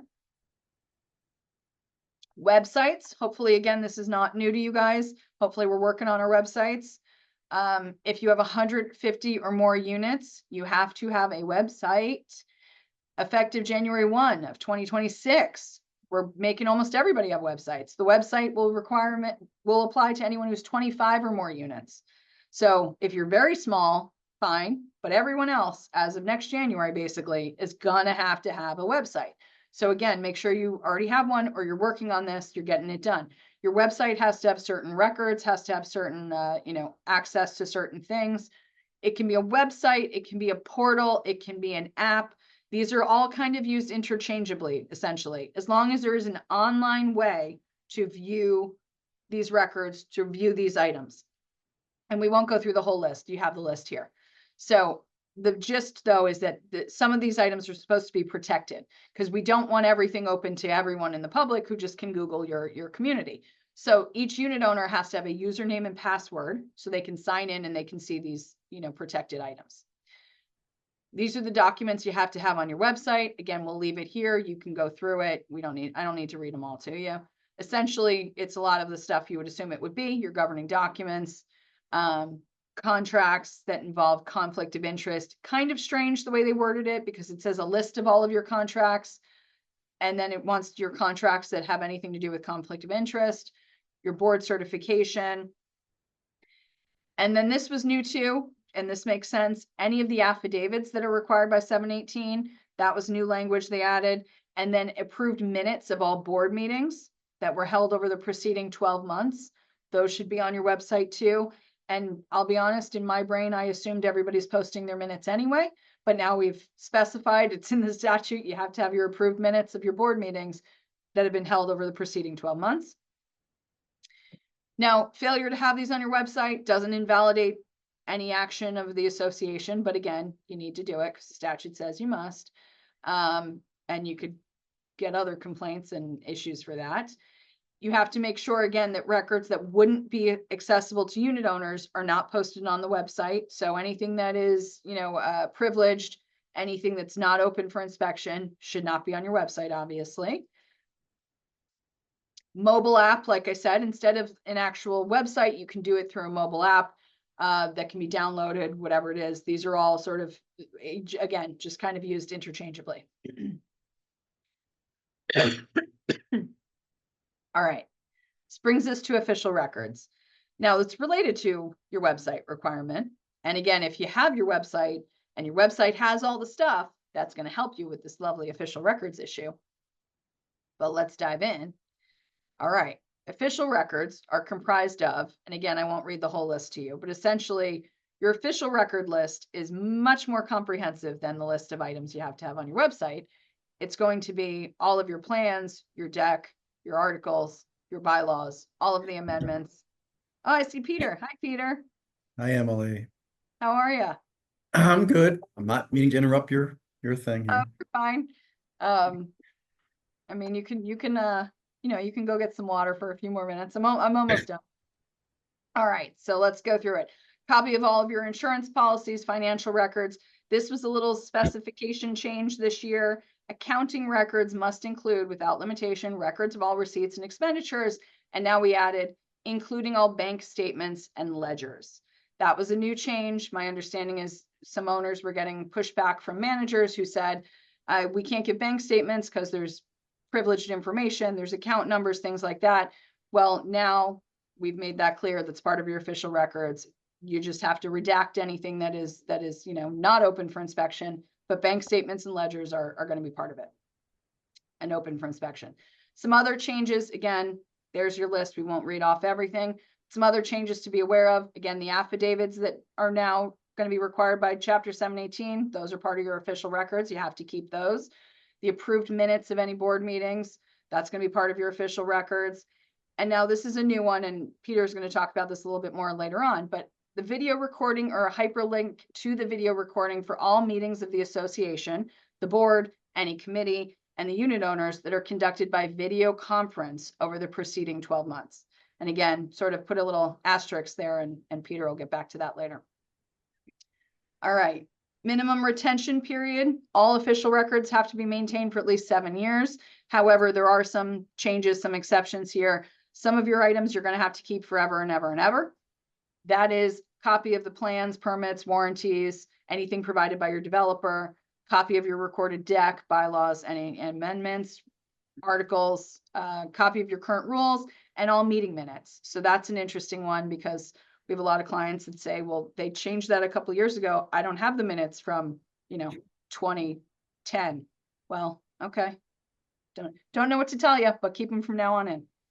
CEUs inspection reports have to be kept for 15 years. Bids for work performed, that's 1 year from receipt of the bid. And we talked about this a little bit before. Anything related to a vote, so your ballots, your sign-in sheets, your proxies, all of that you have to maintain for 1 year from the date of the vote. All right. Maintenance requirements related to your official records. Your official records have to be maintained in an organized fashion that facilitates inspection of the records by a unit owner. If official records are lost, destroyed, unavailable, the obligation to maintain those records includes a good faith obligation to obtain and recover those records as reasonably possible. So, through the years, we've had owners that have said, or board members who have said, well, Joe was our treasurer or secretary and he kept a lot of records and then he moved back to Ohio and I don't know, he kept a box of stuff. We don't know what happened to it. Well, now this would include an obligation to maybe reach back out to Joe. Someone's got to have his phone number. Hey, Joe, do you have that box of stuff? Can we get it back? Can you send it over? Find out where these things are. Obviously, when you have transitions from management teams, sometimes that's tricky, but make sure your management team goes through the records, tries to account for everything, tries to get everything from the prior management team, because really now you have to make that good faith effort to recover all of your official records. It's not enough to just say, well, we don't know what happened to that. We don't have that anymore. That's not really going to cut it if you have a complaint. All right. Why do we care so much about official records? Inspection and copying. After receipt of a written request by the board or its designee, the official records have to be made available to an owner and their representative within 10 business days. So that's important. That's a very hard and fast timeline, guys. You have to pay attention. If you get a written request to inspect records, anything that might be interpreted to be a written request to inspect records, talk to your counsel, make sure you address it in that time frame. make those records available, offer the records, make an appointment available, whatever it is, respond within that time frame. Renters, this is again a little change they added a couple years ago. Renters have the right to inspect and copy just the deck, the bylaws and the rules, and all inspection reports.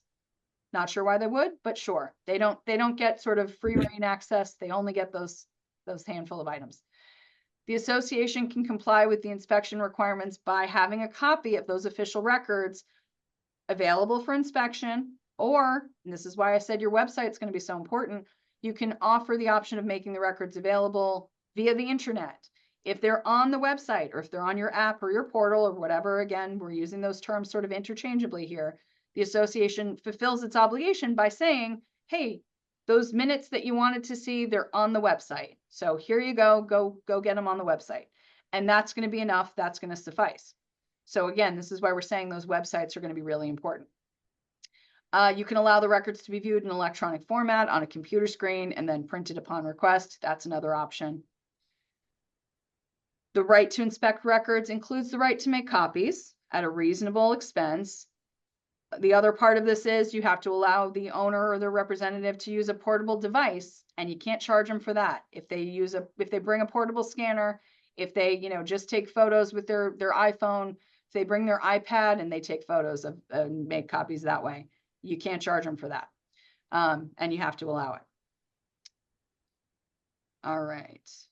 Now, this was something new last year. Again, very important. You guys need to know, because this is, I'm sure, another way you might stumble into possibly a complaint if you have any of those problem owners that we hear about oh so often. In response to a written request to inspect records, the association must simultaneously provide a checklist of all of the records that they made available for inspection and copying. The checklist has to identify any of the records that weren't made available as well. So if you already know that, we don't have the minutes from last year's meeting because, I don't know, they were burned in a fire when the office caught fire, you can already indicate on there that that was not made available. That checklist then has to be maintained for 7 years. That's now a new official records for you. And you have to deliver the checklist. If delivering that checklist essentially is a rebuttable presumption that you've complied with your obligations, you've made these items available. So the checklist is a new requirement as of last year. So hopefully it's not totally new to you guys. It's been about a year now. So, but that's a new thing, and it's a new way of, again, sort of stumbling into a problem if you don't have it. Make sure you get with your management team, make sure they're doing that. Official records rules, you can adopt rules about, reasonable rules about the frequency, time, manner of inspection, all of that. However, it's important to note you're not going to be able to say that, require somebody to provide proper purpose or give you a reason. And we still hear that every now and again. I'll have someone say, I don't even know why they want to see those records. Well, it's none of your business. Doesn't matter. You still have to do it. There are records that are not accessible to members. Keep in mind, they are part of the official records in that you have to maintain them, you have to have them, but you cannot provide them, they're not open for inspection to your owners. So there's a distinction there. They are part of your official records, but they're not open for inspection. They're not accessible to members. And again, whole long list here, you guys can go through it. Essentially, it's attorney-client privileged items, certain personnel records, medical records, if you happen to have those, anything in connection with the approval of a lease or sale or a transfer of a unit. That one is a little bit common sense because, again, you might have, criminal background checks, credit checks, things like that. That's all information you wouldn't want available to everybody. Medical records, obviously, you wouldn't want available to everybody. And you may have some medical records. Maybe you had a support animal request or something.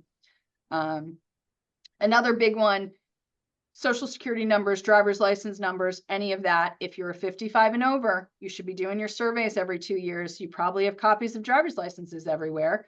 We want to make sure those driver's license numbers are not being given out and nobody has access to those. Email addresses is sort of a hot topic, but again, if your email address was given with consent for notices, it's going to be part of the official records. It's going to be open for inspection. Website posting, like I said before, if these are items that are not open for inspection, they should not be on the website. That seems to be, sort of common sense here. The association's not going to be responsible for misuse of this information. So if you have an owner that does a records inspection, he gets a copy of a ledger because, you know, he has a vendetta against his neighbor, and then blasts out to the community, hey, Joe hasn't paid anybody and hasn't paid the association in 6 months and he's such a bum. The association's not going to be responsible for that. Joe and that gentleman probably have an issue, but that's not the association. Attorney-client privilege, again, that's something that is not going to be open for inspection. Any record that's protected by attorney-client privilege, work product, all of that. If you have questions about any of that, talk to your attorneys, make sure you're not disclosing information that shouldn't be disclosed. The board can waive the attorney-client privilege, but your attorneys are going to tell you, please don't do that. So talk to your counsel if you have a question. Failure to timely provide access. So what does it mean if we don't do the 10 business days? What then? Well, then it creates a rebuttable presumption that the association willfully failed to comply, and potentially you're subject to damages. That owner is entitled to actual damages or minimum damages, $50 per calendar day, up to 10 days. So again, make sure you timely respond, get with your management team, get with your counsel if you're not sure if that request is legitimate, and make sure you respond within the time frame. And as we talked about before too, a director or manager who willfully and knowingly or intentionally fails to provide access now commits a second-degree misdemeanor. So we're taking this very seriously. All right, other official records offenses, any person who willfully and knowingly or intentionally defaces or destroyed accounting records. Again, first-degree misdemeanor, but I gave you the context of sort of where these things came from, if you remember, so it makes a little bit of sense. If you knowingly, willfully refuse to release or otherwise produce records with the intent to avoid or escape detection, arrest, trial, all of that, that's a third-degree felony. Essentially, if you're covering up a crime already, it's a crime. Okay. Return of official records. An outgoing board or committee member must relinquish all official records and property of the association to the incoming new board within 5 days after the election. So we see that a lot. Obviously, a new board comes in, old board still has all of the stuff, has all the records, has, keys, whatever it may be. You have 5 days for that transition and to turn everything over. An outgoing board member who willfully and knowingly fails to relinquish those records could be subject to civil penalty by the division. So, if you're an outgoing board member and maybe you're very upset about the, results of the election, please don't be petty. Give over the association records and the association property, because we don't want to deal with civil penalties. So, all right. All right. Emily. All right. I did it under 2. Yeah, you did. And I have check your phone while I go over a couple of housekeeping items. I have a suggestion. Let me know what you think. Folks, now is a good quick time to go take a bio break if you need it. Just leave it running. Come on back when you're done. If you haven't already activated your chat button, not to be confused with the Q&A, hit the chat button simply so it appears. Later on, that's where we're going to place the evaluation link, the required evaluation link. And filling out that evaluation link is also going to get you to a confirmation screen, which provides contact information as well as the link to download the slides that we are using today. Emily, what'd you think? All right. So I'm good if Peter doesn't mind sort of starting early and jumping on, and he can handle my questions for me. That'd be great. That's why I'm You here. can do all the questions at the end. I think that's kind of easier, no? Well, folks, let me interrupt Diane and others. As I mentioned earlier, don't worry if the chat says disabled. We can still send stuff your way. There is nothing for you to enable. And Emily, I'll text you again in a second. You can hide your screen. Peter can get started, but don't go away, Emily. I can deal with the questions. Are you good? Teresa, yes, the slides will be available. All right, Peter, I'm going to share my screen and we'll get started. Greg, I haven't placed the link in the chat yet. I will place it there towards the end. We need you to stay for the end to get to the end to get credit. Yeah. Thank you guys so much, and you'll have fun with Peter, I promise. Yeah, he is one of the funniest people I've ever met. Oh my God, don't say that. We're building it up. The Too much sarcastic pressure. humor. Too much I love pressure. it. I love it. Part 2 of our main event. Part 2. Here we go. All right. Here we go.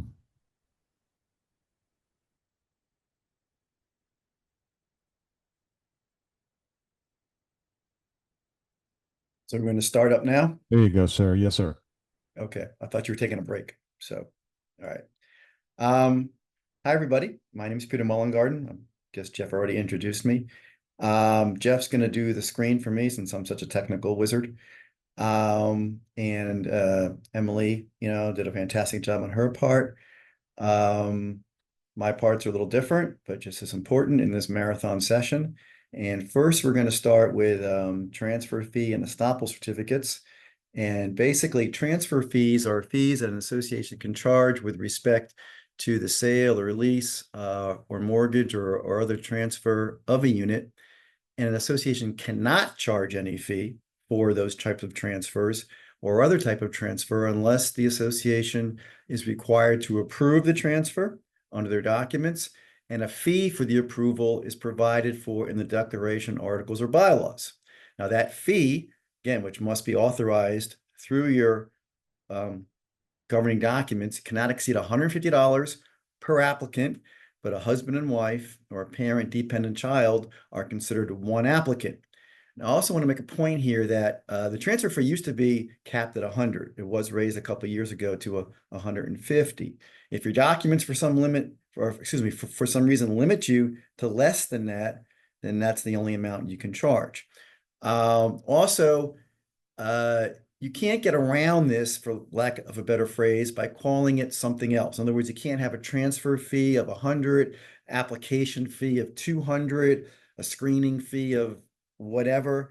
That's a no-no. You can only charge $150 again per applicant.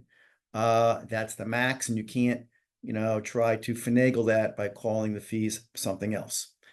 If you are reviewing a lease or a sublease, and that's a renewal of an existing lease or sublease, excuse me, with the same tenant, you can't charge any fee because they've already been screened the first time. Now, if your declaration of bylaws provide, then with respect to a lease of a unit, you can also charge a security deposit. Now, the maximum that is the equivalent of 1 month's rent. Now, it has to be maintained by the association in an escrow account. That's to protect against damage to common elements or to the association property. Now, payment of interest on that security deposit and claims against it and refunds has to be handled in the same manner as provided in Part 2 of Chapter 83. Chapter 83 is the Florida Landlord Tenant Act. Part 2 is the residential portion of that act, not the commercial. Next. Estoppel certificate. And this is a very, very important with respect to the sale or other transfer of a unit. Within 10 business days of getting a request, either by writing or by email, for an estoppel certificate from an owner or their mortgagee or maybe their designees, you have to issue the estoppel certificate, again, within 10 business days. On the association's website, you have to designate the person or entity who must be sent those, or who is authorized to receive those by the association. The certificate itself must be completed by a board member, an authorized agent, or authorized representative of the association, and that includes an authorized agent or rep or employee of your management company. Now, the estoppel certificates must be provided or issued by hand delivery, regular mail, or email. For whatever reason, they cannot be faxed, for those of you still using fax machines. So when you respond, it's by regular mail, hand delivery, or email. And it must be signed by an officer or agent authorized agent of the association. Now, what goes in these estoppel certificates? By the way, estoppel basically means reliance, and then we'll explain why in a second. So what goes on there? The date that you're issuing it, the name of the current owner as reflected in your books and records, the address and the designation of the unit. In other words, the unit number. If there's a parking or garage space assigned to that unit, that also has to be in there. If the unit has been turned over to collection or the owner has been turned over to collection, then you have to include the attorney's name and contact information who's handling that collection account. The fee for the preparation and delivery of the estoppel, and we'll get to the fees in a second, and the name of the party who made the request. What else goes in there? And this is the real meat of it now, the assessment information. You have to include the amount of your regular periodic assessment. That means your monthly or your quarterly assessments, which are levied against the unit and the frequency. So how much and the frequency, monthly or quarterly. The date that the regular periodic assessment is paid through, so it's current through whatever. The date that the next installment of the quarterly or the monthly regular assessment is due, and the amount. A list of all assessments, special assessments, and other money owed on the date that the estoppel certificate is issued, and it's owed by the owner of the property, and an itemized list of any additional assessments, special assessments, and other monies that are scheduled to become due for each day after the date of issuance for the effective period of the estoppel certificate. Now, we're going to talk about this in a second, but the estoppel certificate is good or effective for either 30 or 35 days, depending on how it was issued.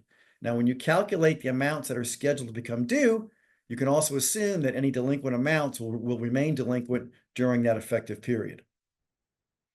Other information that goes on there. Well, whether there's a capital contribution fee, a resale fee, a transfer fee, or other fee, and if so, what is it and how much? Whether there's any open violation of a rule or regulation noticed previously to the owner of the property in the official records. Now, this is important because if there's a current violation that you've written to the current owner about, you want to make sure that in the estoppel, the subsequent owner, purchaser, is aware of that. So basically, you can enforce that violation against that subsequent owner rather than saying, hey, I didn't know there was any violation, and this estoppel didn't list it, so therefore there is no violation. So it is important, if you want to be able to enforce a current open violation that you've written the current owner about, that you notify the next owner about that in the estoppel. Now, you also have to indicate whether the rules or the regulations or your covenants require the approval of the board for the transfer of this unit, and if so, whether the board approved it. Yeah, also, whether there is a right of first refusal provided to the members or the association, and if so, whether or not the members or the association have exercised that right of first refusal. Now, in older documents, you will see the right of first refusal, basically meaning that when a unit is sold, some documents say that the association or any owner has the right to basically match that offer or issue a right of or make a right of first refusal to buy the unit on the same terms and conditions. Again, you see it a lot in older documents. You don't see it as much in more current documents. You also have to have a list and a contact information for all other associations for which the owner is a member. So, for example, if the association is also part of a community that has a master association, and every owner is required to be a member of that master association, then you must indicate that in the estoppel. You also have to include the contact information for all insurance maintained by the association. That will typically be your insurance agent, so the name and address of the insurance agent. Now, the fees. If the unit is current and there's no delinquency, you can charge a fee of up to $299 if, again, there's no delinquency on the date that you're issuing the estoppel. If the owner is delinquent as of that date, you can add an additional fee not exceeding $179, again, if they're delinquent as of that date. If someone needs it on a rush basis because they have a closing coming up right away, so they want it on a rush, and they want it within 3 business days of the request, you can tack on another or add another $119 to the estoppel certificate fee. In order to charge the fee, the authority to do so must be established by a written resolution adopted by the board or provided by a written agreement with a bookkeeping or a management company. So if you want to charge this fee, make sure that you adopt the resolution authorizing it, or that the association has an agreement with the management company or its bookkeeping service company to charge the fee. Now, what happens if you fail to deliver it within the 10 business days of the request? In that case, you've basically waived the right to charge the fee, so you can't charge a fee if you don't timely deliver the estoppel certificate. What if there's multiple units? You know, someone is a bulk owner and they're selling a whole bunch of units. Well, you can charge per unit, but there's caps. So for 25 or fewer units, it's $896. For 26 to 50 parcels, it's $1,194. 51 to 100 units, $1,791. And finally, if it's more than 100 units, $2,985 is the fee. Now, why are the fees such odd numbers? They are because when this law was first enacted a few years ago, the numbers were round numbers. But pursuant to the statute, the fees will be adjusted every 5 years at an amount equal to the annual increase for the 5-year period in the consumer price index. So that's why we have these new fees, which are not round numbers. The effective period and amended estoppels. The estoppel certificate, like as I mentioned before, either 30 or 35 days. If it's delivered by hand delivery or email, it has a 30-day effective period. If it's delivered by regular mail, or we'll call snail mail these days, right? That's 35 days to take into account the mailing time for regular mail. Each amendment or correction after it's issued creates a new period. So let's say, for example, that you issued the estoppel and you realize, oops, there was a mistake. We forgot to include a special assessment that was delinquent, or we forgot to include a special assessment that's coming due within the next 30 days if it's a 30-day effective period. When you issue an amended estoppel, then you can that creates a new effective period. However, you cannot charge an additional fee for issuing the amended or corrected estoppel certificate. Now I'm going to go off the slide here for a second and just say something about the estoppel. Why is this so crucial? Is that the person who is requesting the estoppel, or the entity that's requesting the estoppel, can rely on that. So if the association fails to indicate in the estoppel assessments that are delinquent, or monies that are delinquent, or assessments or charges that are coming due within the next 30 or 35 days, depending on how it's issued, then you won't be able to collect those. They're waived. So in addition to potentially waiving the right to enforce against an existing violation, the real bugaboo, or the real risk here of not doing this correctly, is the inability to collect delinquent assessments from the next purchaser because you failed to disclose those in the estoppel certificate. And in essence, that person is now relying on that. That's the estoppel, really means reliance. They're relying on that to their detriment. Okay, so what if they ask you for other information besides the estoppel certificate? The estoppel information is set forth in the statute. Well, frequently you'll get requests from mortgagees. You'll get requests based on financing if it's done through Fannie Mae or Freddie Mac, and they want all sorts of information. Number one, you're not required to respond for that additional information that by statute you're not required to provide. But if you do provide it, okay, that additional information above and beyond what the statute requires you to provide, then you can charge a fee to the prospective purchaser. Now that fee cannot exceed $150 plus the cost of photocopying and any attorney's fees. So for example, sometimes these questions are pretty complex and really require an attorney to assist you with responding to this information request. And if you do turn to the attorney to help you with responding to this request for additional information, you can charge the requesting party those attorney's fees. Also, crucially important, pursuant to the statute 718.11112E2, the association and its agent, its authorized agent, are not liable for providing such information in good faith pursuant to a written request if the person providing the information includes the following written statement in substantially this form: the responses herein are made in good faith and to the best of my ability as to their accuracy. Crucially important, because if there's an oops or if there's a mistake in that response and you included this language, then you will not be liable for the inaccuracy or of that error or of that response. Other stuff that is involved with the purchase and sale. The condo questioning and answer sheet. This is something that's in the Florida Condominium Act. Every association has to maintain it. There's certain information that's on it. You can get the form from the division. That must be updated annually and must be provided to the prospective purchaser. Also, contrary to popular belief, or what I think is popular belief, the seller is responsible to provide the buyer notice of potential or hidden defects with the property, not the association's responsibility. It's the seller's responsibility. Each purchaser who has a contract is entitled at the seller's expense also to a current copy of all the governing documents, declaration, condo, articles, bylaws, and rules. As I mentioned, a frequently asked questions and answer sheet.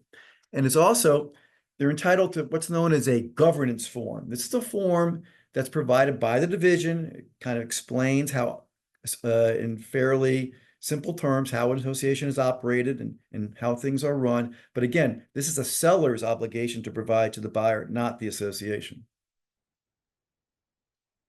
Now, what goes in that governance form? Well, it has certain, like I said, explanation about certain things such as the role of the board in operating the association on a day-to-day basis, the board's responsibility to provide notice of board and membership meetings, the rights of owners to attend and speak at these meetings. And we're going to speak about all of these things in more detail in a few moments.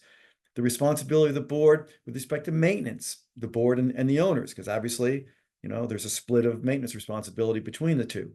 The responsibility of the board and the owners to abide by the condominium documents and the Condominium Act, as in addition to rules adopted by the division and reasonable rules adopted by the board.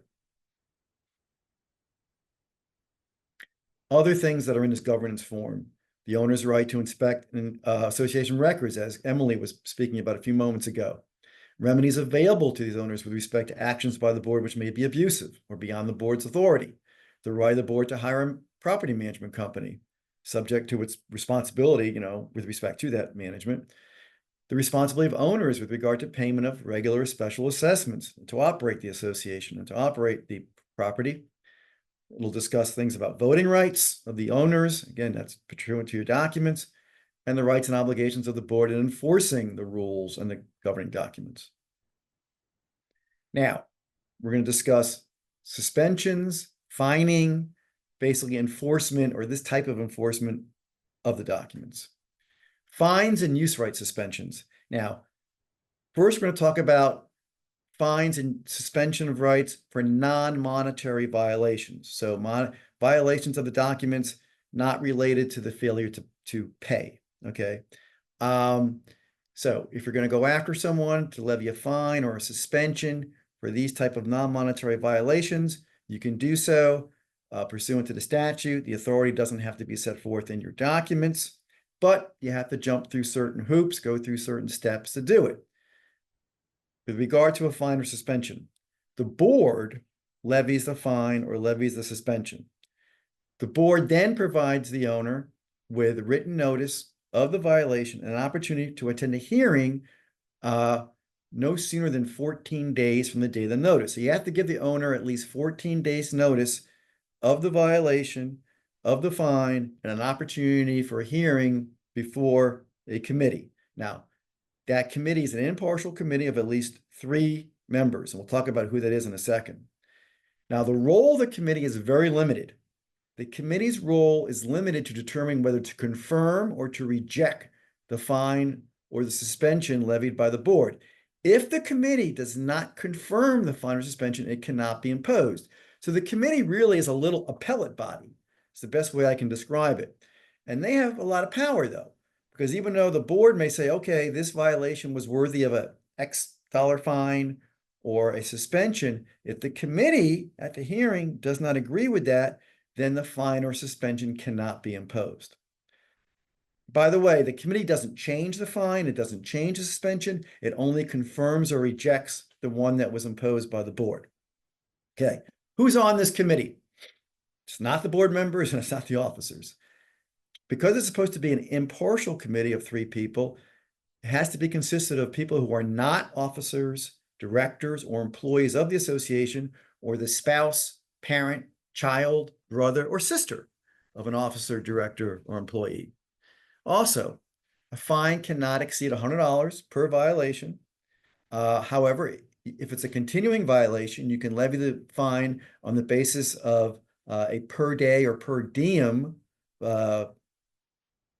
amount, but that amount cannot exceed in the aggregate $1,000. So it's $100 for a single violation. If it's a continuing violation, it can be $100 per day, but not to exceed 1,000, so 10 days. Now, really important, a fine cannot become a lien against the unit, and it's due within 5 days after the date the committee meeting at which the fine was approved. Again, the committee has to approve the fine. So it can't be a lien against the owner's unit. Now, suspensions, we mentioned that you can suspend as well as impose fines. You can also suspend for monetary violations, okay? You can suspend for non-monetary violations. You can also suspend for monetary violations. Through the board action, association may suspend the right of an owner or its occupant, tenant, licensee, or invitee to use the common elements or the common facilities if the owner is more than 90 days delinquent in any monetary obligation. Remember, it says any monetary obligation. So that would include an assessment. That would also include a fine. Okay, so it's any monetary obligation. In order for the use right suspension to take effect, the board must notice the owner, tenant, occupant, or invitee of the suspension after it's approved by the board. So this suspension has to be approved at a board meeting, and then you have to notify the owner that they've been suspended for this failure to pay. The suspension right is effective until the monetary obligation is paid in full. The suspension would apply to the owner or the member, and when appropriate or applicable, the owner's tenants, guests, or invitees, even if the delinquency or the failure that resulted in suspension arose from less than all the units. So the owner owns 6 units, delinquent on 1, that's enough to suspend the use rights. You don't have to be delinquent on all 6 or more than 1. While the association may suspend the right of an owner or its occupant, licensee, or by the way, this applies both to suspensions for monetary and for non-monetary violations. You cannot suspend the right to use limited common elements that are pertinent to that unit or intended to be used only by that unit. Common elements need to access the unit, utility services provided to the unit, parking spaces, or elevators. I know it'd be cute to suspend the right of an elevator in a high rise, but no, that doesn't fly. All right. Failure to pay monetary violations greater than 90 days with respect to voting suspensions. Now, I've mentioned before that the other suspension rights are through the statute. These are also through the statute, but there's a little twist we'll talk about at the end. Through the board, again, not through the committee as before, but through the board, you can suspend voting rights if the owner is more than 90 days delinquent in any monetary obligation. Again, that would be assessment, fine, whatever, due to the association. In order for the voting suspension to take effect, written notice of suspension must be mailed or hand-delivered to the owner, and if applicable, to the occupant, licensee, or invitee. The suspension is effective until the monetary obligation is paid. Now, the delinquency must be greater than $1,000, so you probably couldn't do it for a fine, actually, because fines are capped at $1,000. And proof of the obligation must also be provided to the owner 30 days before the suspension takes effect. So if you're going to suspend someone's voting right, they have to be more than 90 days delinquent and owe more than $1,000, and you have to give them proof of that delinquency or proof of the obligation 30 days before suspension takes effect. However, pursuant to an appellate case back in 2020, if you have older documents that were in existence before the ability to suspend voting rights was incorporated into the statute, then either your declaration must provide the right to suspend voting rights, or your declaration must contain what we call Kaufman language, in which the declaration basically has been subjected to the Condominium Act as amended from time to time. So in essence, the declaration incorporates future amendments to the act, or is subject to future amendments to the act on a substantive basis, such as the right to suspend voting rights. So with an older set of documents, that's what you need in your documents, Kaufman or the exact language. Now, just be aware that if someone's voting rights are suspended for any reason, then that number, that unit is not counted towards the number needed to establish a quorum, or what you need to pass anything, whether it's voting for the board or material alteration or an amendment. So that unit is excluded from the count towards the quorum or towards the vote needed to take certain actions. Now we're going to discuss budgeting, reserves, and financial reporting. What's a budget? Well, we all know what a budget is, right? Basically, it's the estimated amount to operate the association, and also it includes your estimated revenues, operating costs, and reserves for the upcoming year, fiscal year, and again, as well as the beginning and ending period for the year and the total assessments for each unit, or each unit type, since you may have different unit types with different assessment levels. What goes into a budget? Well, at a minimum, the budget must include these bullet point items real quickly. The administration of the association, management fees, if any, maintenance of the property that's performed by the association. If you have commonly used facilities that you're paying rent on, like say through some kind of rec lease or something like that, that has to be included. Any taxes upon association property and leased areas, the insurance expenses, professional expenses, such as legal and accounting, security provisions to the extent there are, other expenses, which is pretty broad, that'd be other operating expenses, operating capital reserves, and the fees you pay to the division.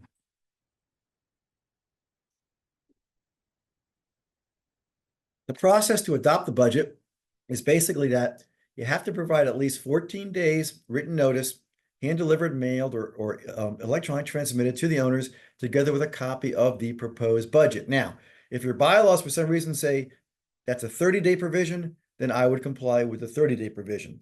If your bylaws say it's a 10-day requirement, then follow the 14. It's a minimum 14-day requirement of the notice to the owners of the board budget meeting. And again, it has to be sent to each owner, can't just be posted.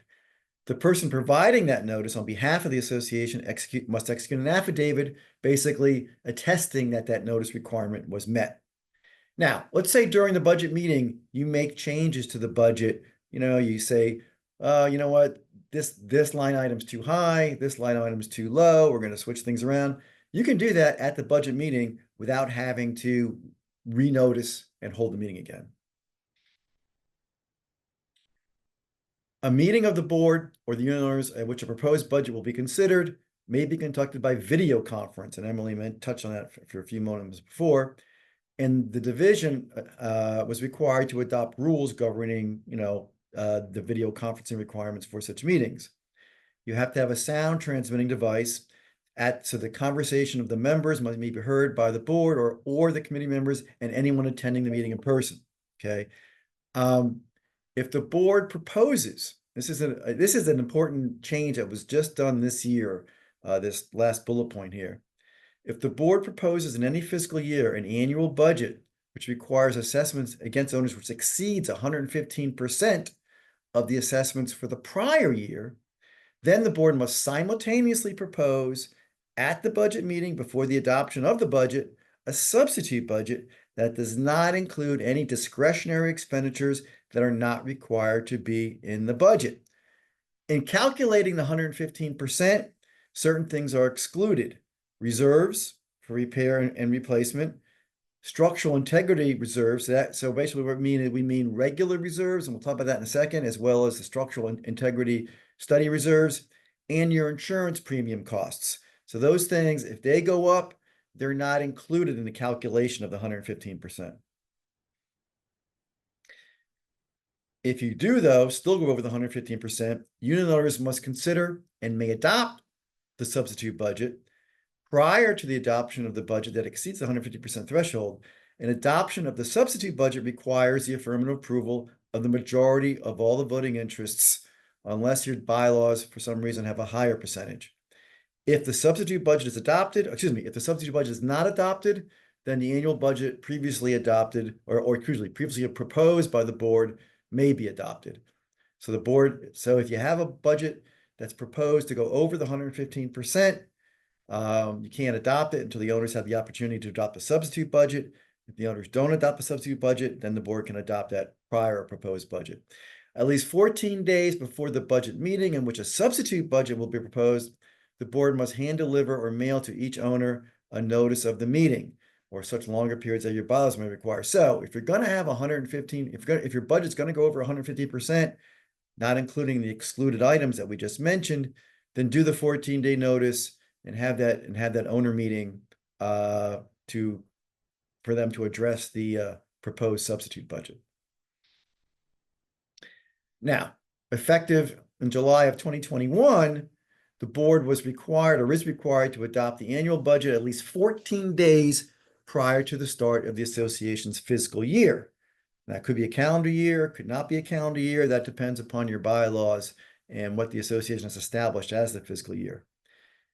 In the event the board fails to timely adopt the annual budget for a second time, It is deemed a minor violation, and the prior year's budget continues in effect until you do adopt the new budget. We'll talk about reserves. And I think Emily probably touched on this about structural integrity reserves. We're going to talk about it some more here. Reserve terms.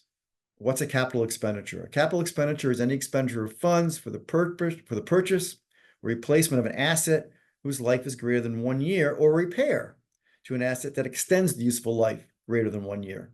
Deferred maintenance.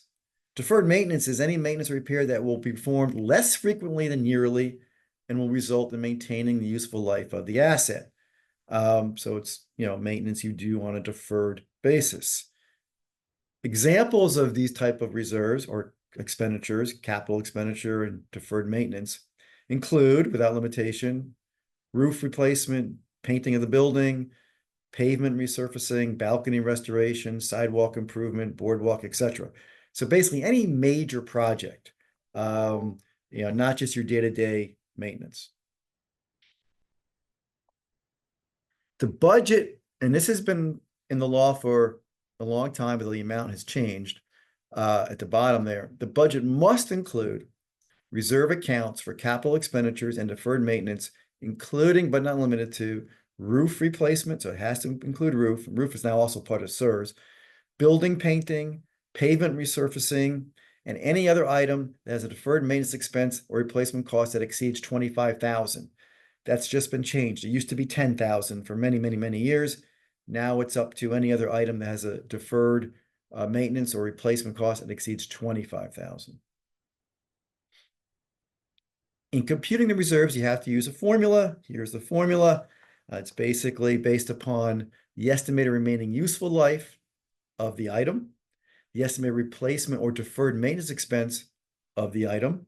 You can adjust the replacement reserve assessments annually to take into account any changes in estimates or extension of the useful life of reserve that caused by deferred maintenance. So if you've done something that has extended the life of the roof or extended the life of whatever, then you can, calculate the reserves based on that new figure, because now the life has been extended beyond what was previously estimated.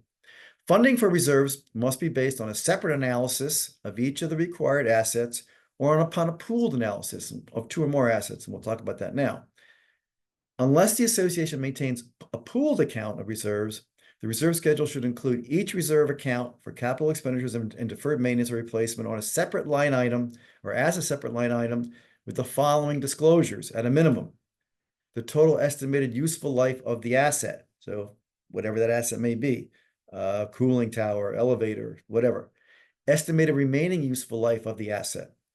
Estimated replacement cost or deferred maintenance expense of the asset, and estimated fund balance as of the beginning of the period for which the budget will be in effect. Now, if you have a pooled reserve account, and a pooled account is mean you have multiple items in a single pool as opposed to line items where each one is separate. So for a pooled reserve account, the reserve schedule still must disclose the total estimated useful life, estimated remaining useful life, and estimated replacement cost or deferred maintenance expense for each of the assets in that pool. Okay, waiving or reducing reserves. And this is crucially important. You can only waive or have reduced reserve amounts for reserves that are not included in your structural integrity reserve study.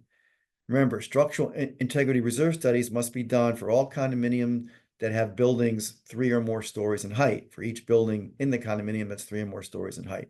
So those, what we call SIRS, structural integrity reserve study reserves, those cannot be waived, those cannot be reduced. The other reserves, though, can be. Now, the new law provides that, subject to owner approval and other certain requirements, funding for structural reserves could be temporarily paused for up to 2 years. This applies to when maybe you're doing milestone repairs, and you can pause your you can pause funding the structural reserves while you're paying for the milestone repairs. So there's specific ways now to temporarily pause that, for certain causes. Really, the most important is you have to pay for your milestone. Now, The board must adopt the budget with reserves fully funded, again, unless they're waived or reduced. And these, again, for non-CERS reserves. It used to be, up until very recently, that you can waive completely or have reduced funding of the non-CERS reserves by a majority of the owners at a meeting in which a quorum is present. So basically, a majority of a quorum, which is a sliding scale of vote, depending on how many owners participate in a meeting in person or by limited proxy. Now, though, that's been eliminated. And if you're waiving or reducing the funding of reserves that you can actually do that, now it's a majority of the voting interest of the entire membership of the association, not a majority of a quorum. That vote to waive or reduce certain reserves is only applicable for the budget year the vote was taken. So if you're going to do waiving or the reducing of these reserves, it has to be repeated year after year if you want to continue to waive or continue to reduce fund those reserves. Also, and this is something that I run into all the time, whether to submit a vote to the membership to waive or to reduce, that's a board decision. Some boards simply say, no, we want to maintain full reserves and we're going to maintain full reserves and we're not going to present it to the membership for the opportunity to waive or to reduce. So the board decides whether or not they even want to go to the owners to waive or reduce the funding of those reserves, for which that's applicable.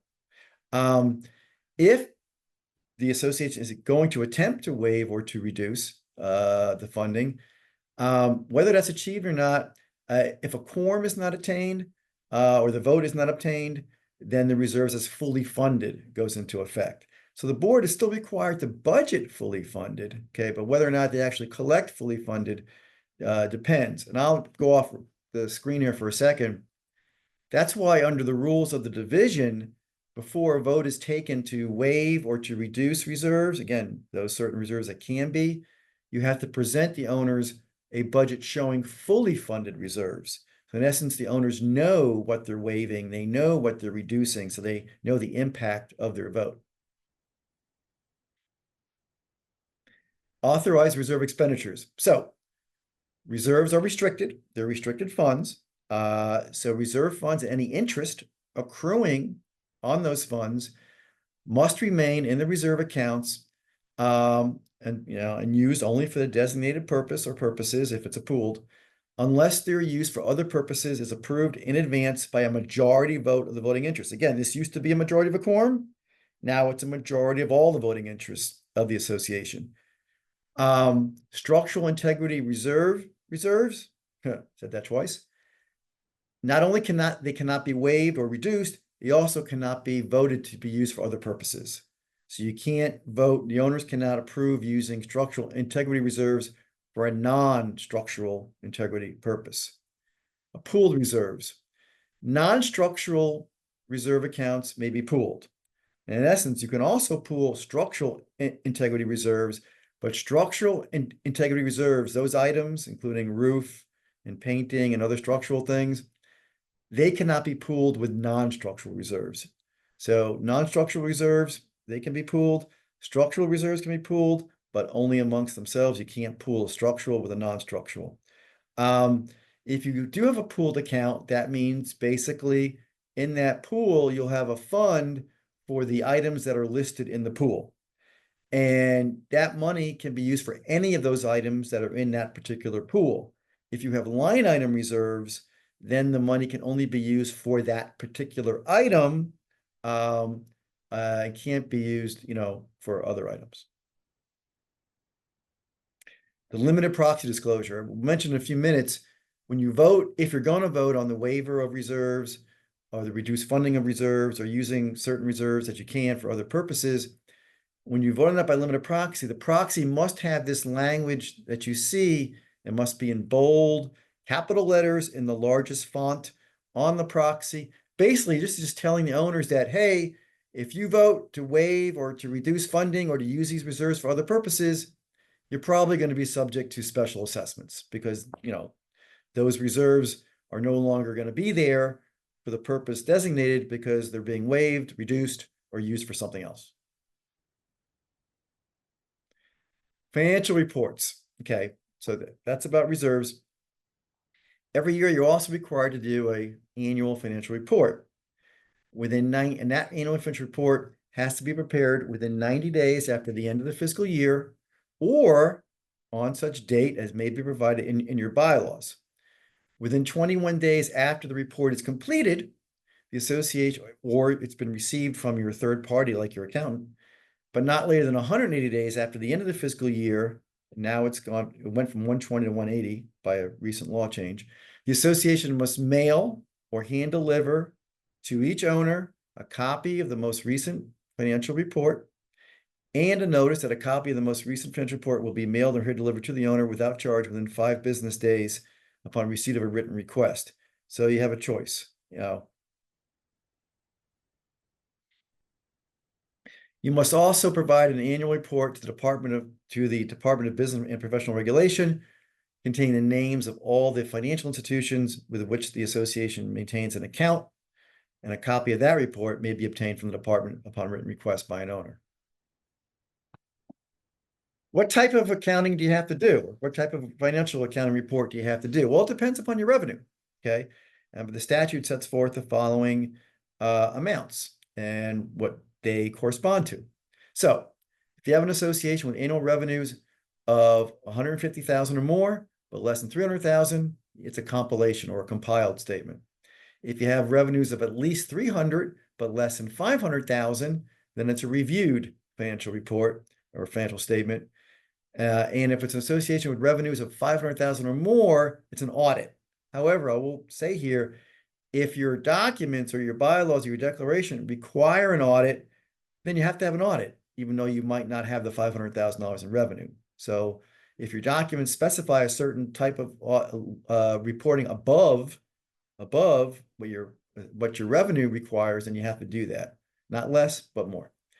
Now, if you have an association with annual revenues less than 150,000, then it's a report of cash receipts and expenditures. The owners can vote if the board desires to throw it out to the owners for a reduced level. So you can reduce it, let's say, from an audit to a review, or an audit to a compilation, or a review to a compilation. But you can't reduce that level of financial report for consecutive years. So if you did it last year, you can't do it this year. Moving on to our next topic, meetings. And we're going to start with membership meetings. Okay. Every year you're required to have an annual membership meeting. Okay. That membership meeting must be held pursuant to the bylaws. If the bylaws are silent as to the location, then it has to be within 45 miles of where the condominium is. You also have to hold them in a place that's accessible to physically handicapped individuals if requested by anyone who's handicapped and has a right to attend the meeting. The bylaws must provide the method of calling the meeting, including annual meetings. Very important. Your regular annual election must be held in connection with the annual meeting, or on the date of the annual meeting. In addition to the annual meeting, you may have a special members meeting for other things. Special member meeting refers to membership meetings other than the annual meeting. When are they held? Well, they're held when called by the board, okay, or upon the written request of at least 10% of your owners, or if your documents have a different percentage of ownership that can request a special meeting, then you have to follow that. Video conference, and Emily mentioned this for a second ago, because many associations now want to do their meetings via Zoom or other video methods. Okay, so the term video conference is now added and defined to mean real-time audio and video-based meeting between 2 or more people in different locations using video-enabled and audio-enabled devices. The notice for any meeting that will be conducted by video conference must have a hyperlink and a call-in conference number for unit owners to attend that meeting. There must also be a physical location where owners can attend the meeting in person. So you cannot just have a Zoom only, and I'm saying Zoom, but you can't only have a Zoom or video conference meeting only. You still must have a physical location for the meeting for people who want to attend in person. All meetings conducted by video conference must be recorded, and such recordings must be maintained as an official record of the association.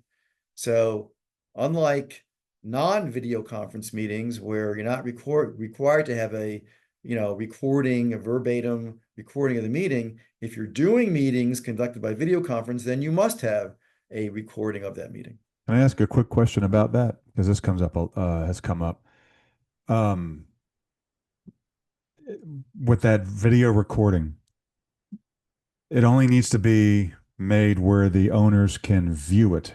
We don't necessarily have to let them download it and physically save it, correct? Just the ability to view it or listen to it. Well, it's an official record. So I don't know, this is new, but I think Okay. they would be allowed to get it. To save it and actually Yeah. save it forever and ever and ever if they wanted to. Okay. Yeah. Okay. Thank you. So Get to that next slide. I haven't been asked that before. Yeah, it came up last night at a meeting I was moderating. So Well, this is brand new, and official records are official records. So yeah. I'm not aware of an exception there. Okay. If the annual meeting is good question. If the annual meeting is conducted via video conference, now this is also interesting because this is not part of a non-video conference meeting. If the annual meeting is conducted via video conference, a quorum of the members of the board must be physically present at the physical location where owners may attend the meeting in person. If the meeting is conducted by video conference, again, it must be recorded, and the recording must be maintained as an official record. Non-video recorded meetings, annual meetings, member meetings, you don't need a quorum of board there because it's not a board meeting, right? It's a member meeting. You need a quorum of members. But for a video recorded meeting, you do need a quorum of the board. Notices and agendas. Written notice of a membership meeting must include an agenda and be mailed, hand-delivered, or electronically transmitted to each owner at least 14 days before the members' meeting and conspicuously posted on the property, condo property or association property, at least 14 continuous days before the meeting. The board by rule must adopt or designate a specific location on the condominium property or association property at which the member meeting notices will be posted. If there is no condominium property or association property upon which notices can be posted, then this requirement does not apply. Not too usual, but if so, then it doesn't apply. Mailing addresses. Notice must be mailed to each owner at the address last furnished to the association by the owner. However, if a unit is owned by more than one person, the association must provide notice to the address that the developer identifies for that purpose, and thereafter, as one or more of the owners of the unit advises the association in writing. But if no address is provided, or the owners do not agree on what the address is, then it's the address that's on the deed of record. Proof of notice.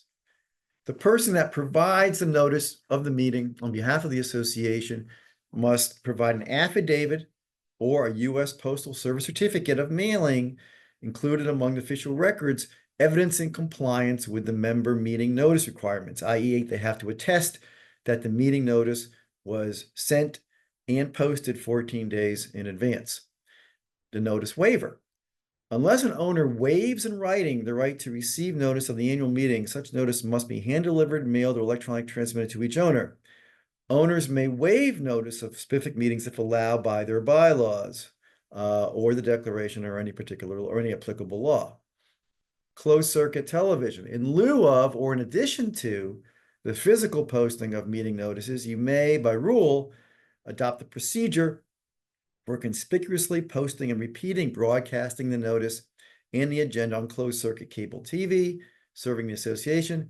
The notice and agenda must be broadcast in a manner and for a sufficient time, continuous length of time, to allow an average reader to see the notice and read and understand the entire content of the notice and agenda. If you're using broadcast notice in lieu of posting, in other words, you're not going to post, you're going to broadcast on the closed circuit TV system, then you have to show the notice at least 4 times per hour for as many days as required for the notice. So if it's a 14-day type meeting, 14-day notice meeting, that's at least 14 days. If it's your typical 48-hour notice, then it's the 48 hours. Associations may opt to deliver meeting notice by electronic transmission.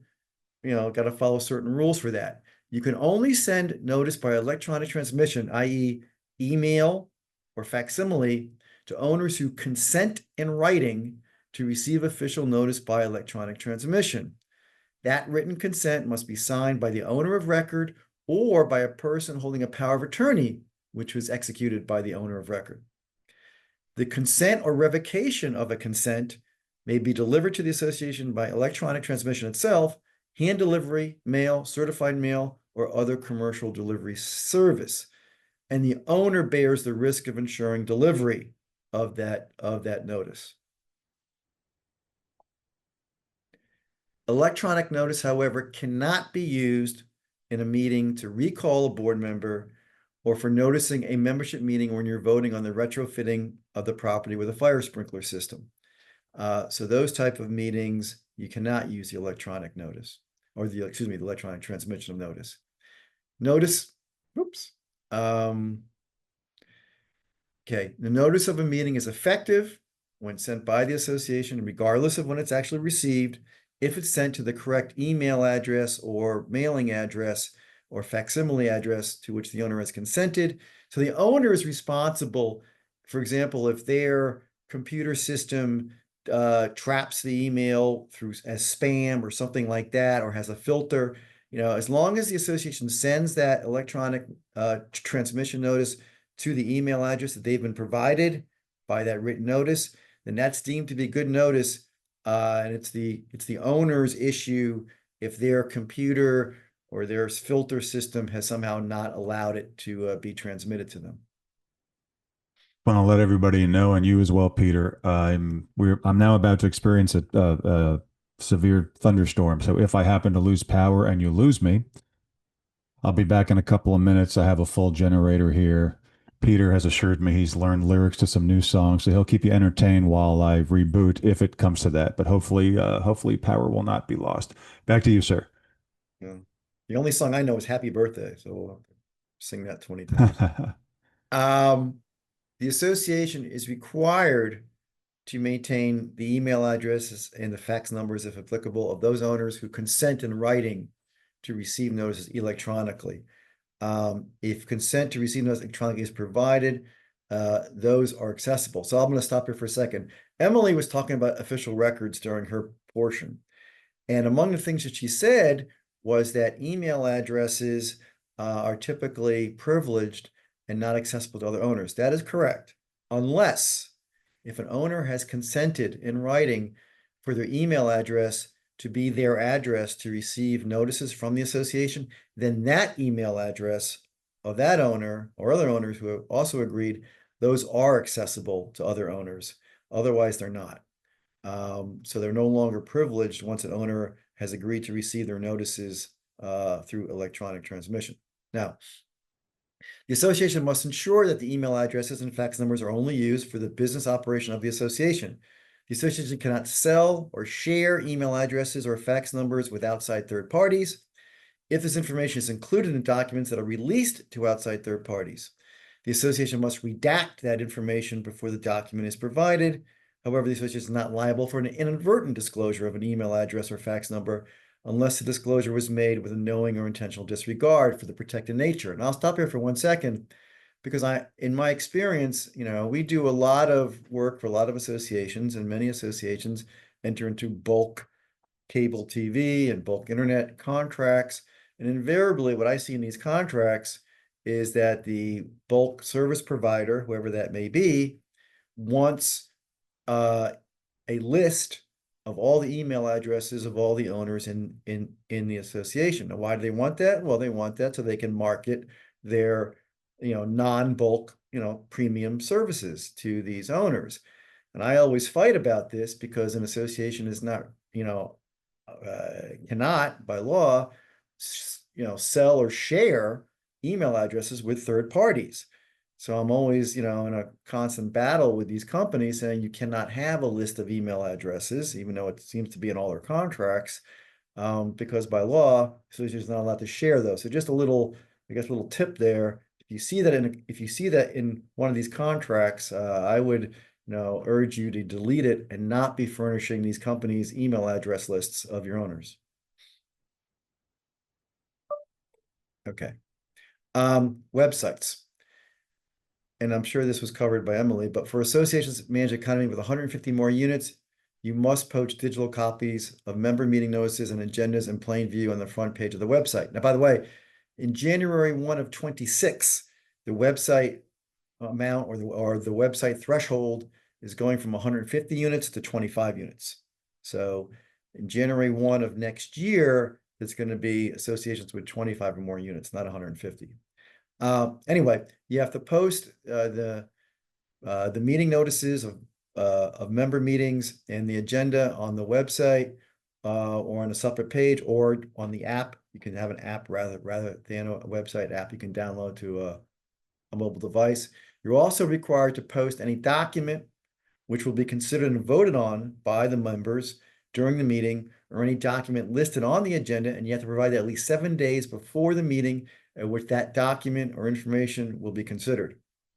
If you have an association with less than 150 currently, the association may, in addition to any of the authorized means of providing notice of a members meeting, adopt the procedure for, again, conspicuously posting the meeting notice and the agenda on a website serving the association for at least the minimum time for which the notice is required to be physically posted on the property. Any rule adopted must at a minimum include a requirement that the association send to those owners whose email addresses are included in the association's official records an electronic notice in the same manner as a notice for members meeting, including a hyperlink to the website where the notice is posted. Quorums and how you make decisions or the vote to make decisions. Unless your documents have a lower number, the percentage of voting interest required to constitute a quorum at a members meeting is a majority of the total voting interest. Now, I've seen many bylaws that have been amended to reduce that. I've seen some 30%, 20%. So check your bylaws to see what is the quorum requirement for a membership meeting. If it's silent, if it's a majority, but you got to check and see whether that's, it may be lower even by the original developer when he or she wrote it. Unless otherwise provided by Florida statutes or in your own governing documents, decisions made by the members must be made by a majority of the voting interest represented at a meeting at which a quorum is present. However, we already discussed about reserves, although it used to be a majority of a quorum to waive, reduce, or use reserves for other purposes.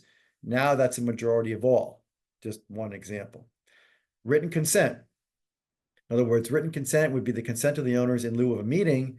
Now, any approval by owners called for by the Condominium Act or in the Declaration of Bylaws may be taken by written consent in lieu of or rather than a meeting of the members on matters for which written consent in lieu of a meeting is expressly allowed by the applicable bylaws or declaration or any law that provides for such action. I'm going to say this in another way, though. You must, if you're going to have a vote on any matter like an amendment, material alteration, whatever, vote of your membership, you have to do that at a meeting at which a quorum is attained with proper notices given. And you can only do it by written consent in lieu of a meeting if the statute, the Condominium Act, or the applicable document allows you to do it by written consent. Member participation. Every owner has a right to speak, or every member has a right to speak at members' meetings with regard to all the agenda items or anything else that's brought up for discussion for that matter. The association may and should adopt reasonable rules regarding the frequency, duration, and manner of member statements. Again, those have to be reasonable rules, okay? The right to record. A member may audio or video record a meeting subject to reasonable rules adopted by the division. Only audio and video equipment that does not produce distracting sound or light emissions can be used.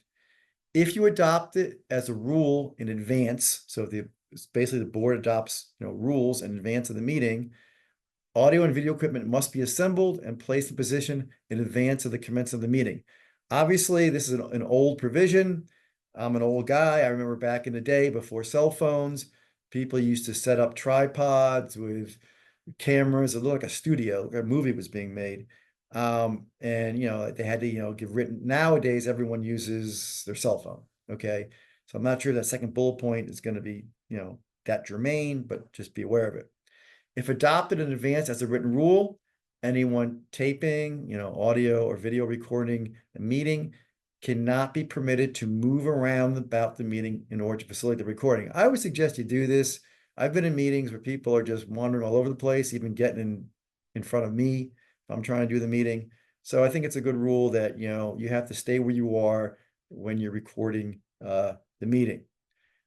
Also, if you adopt it in advance as a rule, you can require that the owner provide advance notice that they're going to record the meeting. Without that rule, they don't have to tell you, okay? They can just record. But if you have a rule saying, yeah, you must, let us know in advance if you're going to be recording audio and or video, then I think it's a good thing to pass that rule. So at least whether owner X, owner Y, whatever is recording the meeting. Voting by proxy. Very important for those of you who have been on the board for a while. This is complete review, but this is still very, very important because it's very unique to condominiums as opposed to HOAs. A general proxy is basically a proxy that allows the proxy holder to vote any way they see fit. A limited proxy basically lists the issues that are going to be addressed, and the person providing the proxy, giving the proxy, is directing their proxy holder how to vote on each of those issues. For condominiums, for substantive matters, you can only use a limited proxy, okay?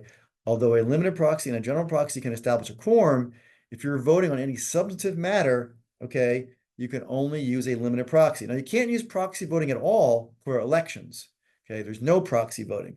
But if you're voting on a reserve issue, if you're voting on waiving the financial reporting requirements, if you're voting on an amendment, if you're voting on a material alteration to your common elements, which are, typical votes that owners participate in, those votes at a meeting, you can only vote in person or by using a limited proxy. Again, a limited proxy where I, being the proxy holder, I cannot use my judgment.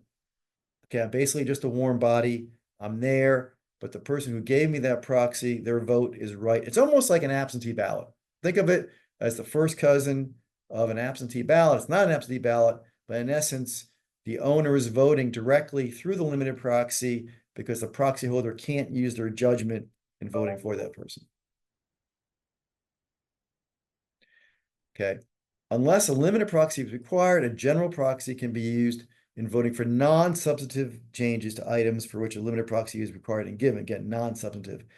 A proxy, limited or general, cannot be used in an election. We already mentioned that. And also cannot be used to forego retrofitting for a fire sprinkler system. A proxy is only effective for the specific meeting for which it is given and any lawfully adjourned meeting thereof. We'll talk about that in a second, okay? In no event can a proxy be valid for a period longer than 90 days after the date of the first meeting for which it was given, and it's revocable at any time by the member who executed, the member who's providing the proxy. So the 90 days is important because although the proxy is, valid for the meeting that, for which it was issued or given, it has a life of 90 days. So what you can do is you're having a meeting, you're voting on, say, an amendment to your bylaws, amendment to your declaration, a material alteration, whatever, and you don't have enough votes, before you count up the votes and say, oh, we lost, or, oh, it didn't pass, you can request a motion from the membership to basically to continue that meeting to have it reconvened X days in the future. Those proxies are still good for 90 days. Before the meeting is reconvened, you can then go out and solicit more proxies, okay? And try to get enough. And when the meeting's reconvened, and you can do that multiple times as long as you're within that 90-day window that the proxy is valid. So you don't do a final adjournment. You would only adjourn to reconvene or continue to reconvene, and that way keep that meeting alive and perhaps get, more votes. Okay, we're going to talk about board of director meetings now. Yay. Now, officers and duties have a fiduciary, big word, we hear it all the time, basically means trust, to the owners and must act reasonably. There is a business judgment rule, which is important, okay? Business judgment rule means that board members must act in good faith, okay, reasonable good faith in the best interest of the corporation. Doesn't mean they always have to be correct or necessarily right, okay? But as long as they're acting in good faith, with reasonable business judgment, then their decisions really are not subject to challenge, or are not subject to successful challenge anyway. But you have to use your best efforts. For example, you must use best efforts to purchase insurance. You must rely on the guidance and advice of experts. So you can't really fall back on business judgment. For example, if you're a professional, if your engineer says, for example, during let's say a milestone inspection, that, gee, you got a lot of problems and these things must be repaired. You have substantial structural deterioration. You can't, if you don't follow the advice of the engineer, the professional, pretty difficult to say later, well, we didn't do it because we were using our business judgment. That's not really reasonable business judgment. Okay, so that would not be a good use of business judgment. Also, I know, sad to say to all of you listening, directors cannot be compensated, can't be paid unless otherwise authorized in the bylaws, unless it's for work performed in one's trade, whatever that, like painter or whatever. But the conflict of interest provisions have all been complied with, and we're going to talk about conflict of interest in a few minutes, and how you can have these conflict of interest transactions. So if a director is offering services to the association, in addition to just being a director, that can be done, can be paid for that, but you got to jump through certain hoops. The great power grab, that never happens, right? Unless otherwise provided, the corporate powers are exercised by the board. Okay, so the board is carrying out the operation and the administration of the association. And no individual board member, even the president, should be making unilateral decisions unless that power has been delegated or unless it's an emergency. And the board is responsible for the maintenance of association property and the health, safety, and welfare of the community. No free lunch. What does that mean?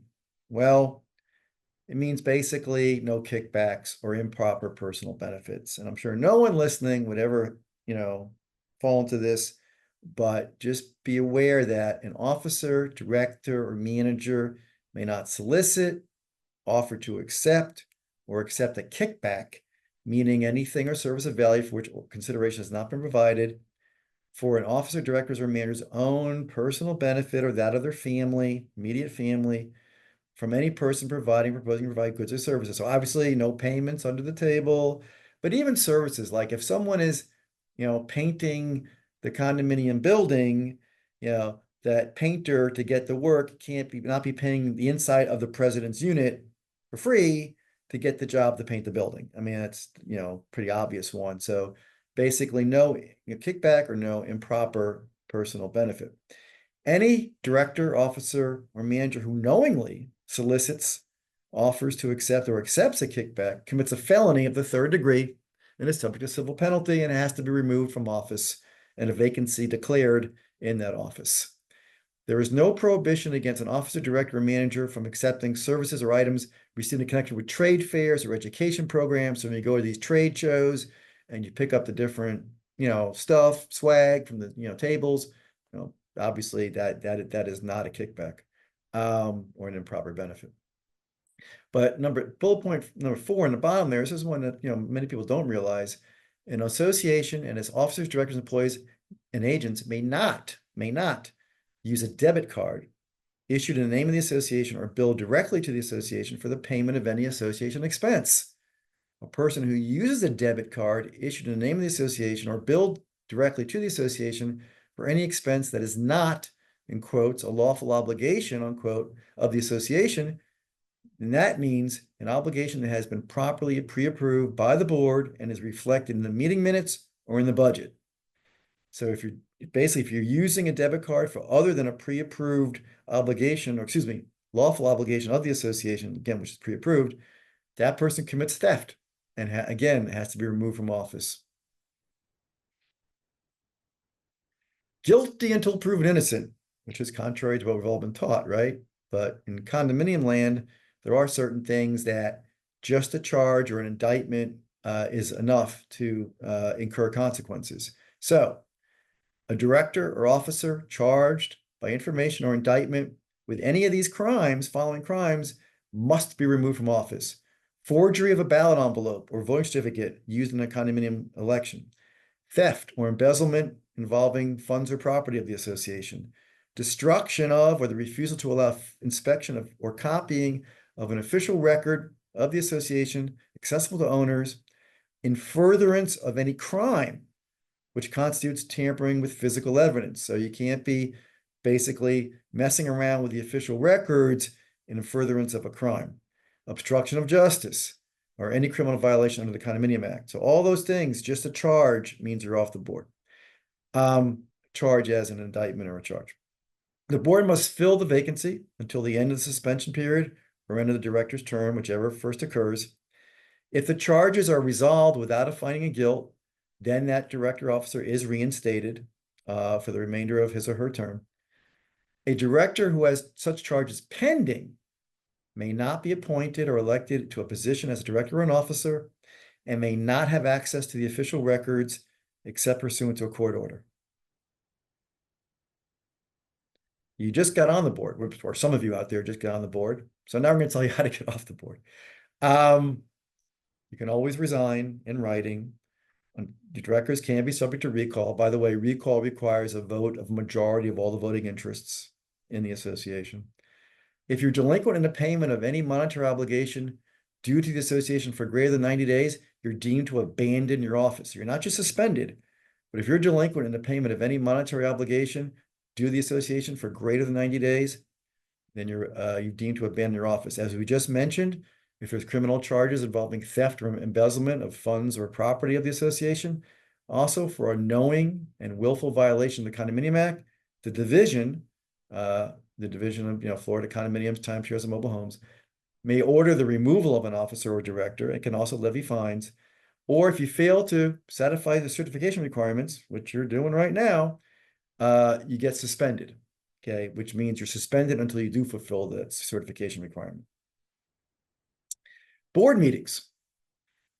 In a residential condo, this is new, of more than 10 units, you have to meet at least once a quarter. And at least 4 times every year, the meeting agenda must include the opportunity for members to ask questions of the board. At times, though, the board may take action outside of the context of a properly noticed meeting to ratify at the next meeting. So sometime in exigent circumstances or circumstances that are somewhat out of your control, you'll take an action without having a board meeting, and then shortly thereafter, you'll hold a board meeting where you'll ratify that action, okay? Even though it wasn't initially approved or adopted at an open board meeting. Ratification is acceptable. However, I strongly encourage you to use it only when circumstances warrant. Do not use it as a method of operation where everything you do is via ratification. That's a complete circumvention of the open meeting requirements. So although it can be done occasionally when necessary, it is not something, that I would use as a, method of operation. Emails. Now, board members can use emails to communicate with each other, but cannot use email to cast a vote on an association matter. Most board meetings are subject to a 48-hour notice. The board meeting you have to post 48 hours notice with the agenda in a conspicuous place on the property. Again, that space on the property being adopted via board rule as to where the meeting notice are going to be posted. However, there are certain meetings where you need a 14-day notice, not a 48-hour notice. For example, if you're going to be considering the adoption of non-emergency special assessments or the adoption or amendment of a rule regarding the use of a unit, not the use of the common elements, but the use of a unit. Those type of items or that business must be considered at a meeting for which 14 days notice has been mailed, delivered, or electronically transmitted to the owners and posted conspicuously on the property at least 14 days before the meeting. Please remember that you can only electronically transmit notice of a board meeting to those owners who have agreed in writing to receive their notice in that manner.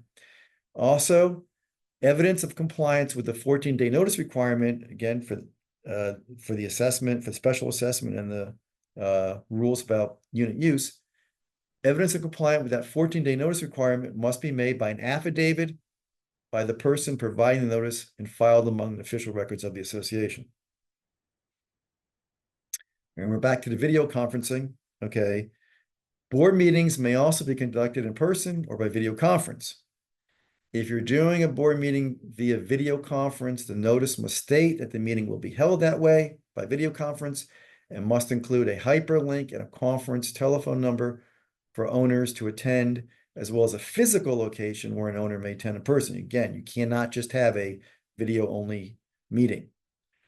If the meeting is conducted via video, if the meeting is conducted via video, it must be recorded and part of the official records, that recording.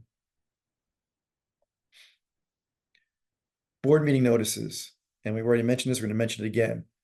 You must, by a rule, designate a specific location on the property at which all notices of board meetings must be posted. If there is no condominium property or association property at which they can be posted, the notice must be then mailed, delivered, or transmitted, electronically transmitted to everyone 14 days before the meeting. In lieu of, or in addition to the physical posting, you can, by rule, reasonable rule, adopt a procedure for conspicuously posting and broadcasting, repeatedly broadcasting the notice and agenda on a closed circuit cable TV system serving your association.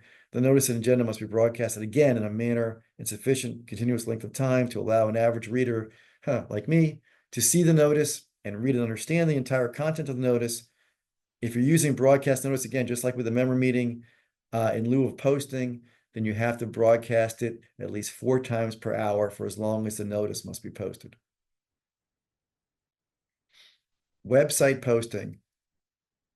If you're required to have a website, again, 150 more units until January 1, it's 26 when it drops to 25. The association must post a digital copy of the board meeting notices and agendas and any other document required for the meeting no later than the date required for the notice. Again, depending on the type of meeting, it's either 48-hour notice or a 14-day notice or a 14-day period. If you have a condominium less than 150, so it doesn't have to have a website, the association may, in addition to any of the authorized means of providing notice, adopt the procedure for conspicuously posting the notice and agenda on a website serving the association, and again, for at least a minimum period of time for which the notice was also required to be physically posted. Any rule adopted must minimally include requirement that the association send to those owners whose email addresses are included in the association's official records an electronic notice in the same manner as a notice for a members meeting, again, including a hyperlink to the website where the notice is posted. As I mentioned earlier, must include the agenda on the board meeting notice, identifying all the agenda items. An item which is not included on the notice may be taken up on an emergency basis by a vote of a majority plus 1 of the board.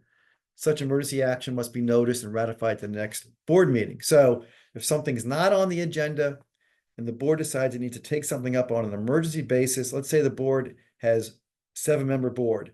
So a majority plus 1 would be 5, right? Majority 4 plus 1 is 5. 5 of the board members can then say, okay, we're going to take this item up on an emergency basis, even though it wasn't on the agenda.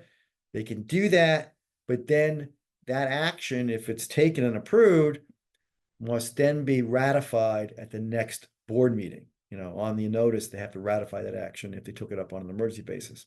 Additionally, if at least 20% of the voting interest of the membership petitions the board to address an item of business, then the board, within 60 days after receipt of that petition, must place the item on the agenda at its next regular board meeting or at a special board meeting called for that purpose. Now, that doesn't mean the board doesn't have to approve the action that the 20% petition may ask. In other words, that's just to put it on the agenda for discussion and, I guess, potential vote. Doesn't mean the board has to vote in favor of that. Again, that's not a membership meeting. So you have to put it on the agenda and discuss whatever that item may be. Doesn't necessarily mean that you have to take an action that maybe those members want you to take. But it has to be on the agenda for the board meeting. If an agenda item relates to the approval of a contract, this is also pretty new and pretty important. If an agenda item relates to the approval of a contract for goods or services A copy of that contract must be provided with the notice and be made available for inspection and copying upon a written request from an owner, or made available on the association's website or through an application or an app that can be downloaded. So if we're going to approve a contract or consider approving a contract at a board meeting, that contract must be provided along with the notice, posted along with the notice. Notice of any meeting in which regular or special assessments against the owners are to be considered must state that and provide the estimated cost and description of the purpose of such assessments. So remember I said before, if you're going to have a meeting for non-emergency special assessments, that's a 14-day notice sent to the owners and posted, and that meeting notice must also include the purposes and the estimated cost of that special assessment of, for and those purposes. Okay. Meetings of the board at which a quorum of the board is present has to be open to all owners.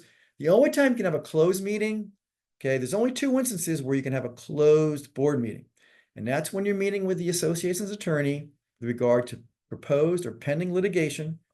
And if the meeting is held for seeking advice, legal advice regarding that proposed or pending litigation. And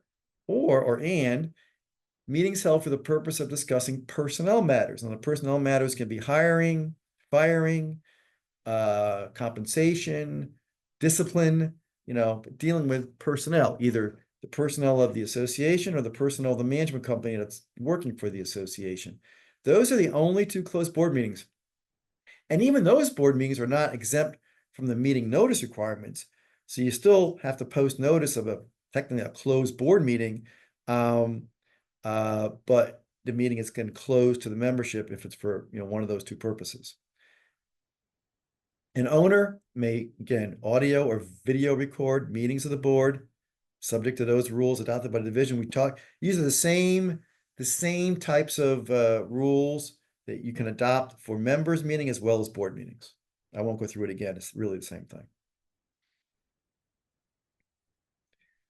An owner's right to attend a meeting, again, the right to speak at meetings with all designated agenda items, and this is new, the right to ask questions relating to reports on the status of construction of repair projects, the status of revenues and expenditures during the current fiscal year, and other issues affecting the condominium. However, the association may and should adopt written reasonable rules regarding or covering the frequency, duration, and manner of member statements during board meetings. What's a quorum? A quorum at a board meeting is a majority of the board present. Now, they can be present in person or by telephone conference or by a video type conference, and they're counted toward a quorum and may vote. So they can vote by conference call or vote by video. However, the bottom line here is anyone attending that meeting, either a board member or an owner attending in person or attending remotely, has to be able to hear each other. So everyone has to be able to hear each other, even those who are attending remotely via conference call or some other remote method.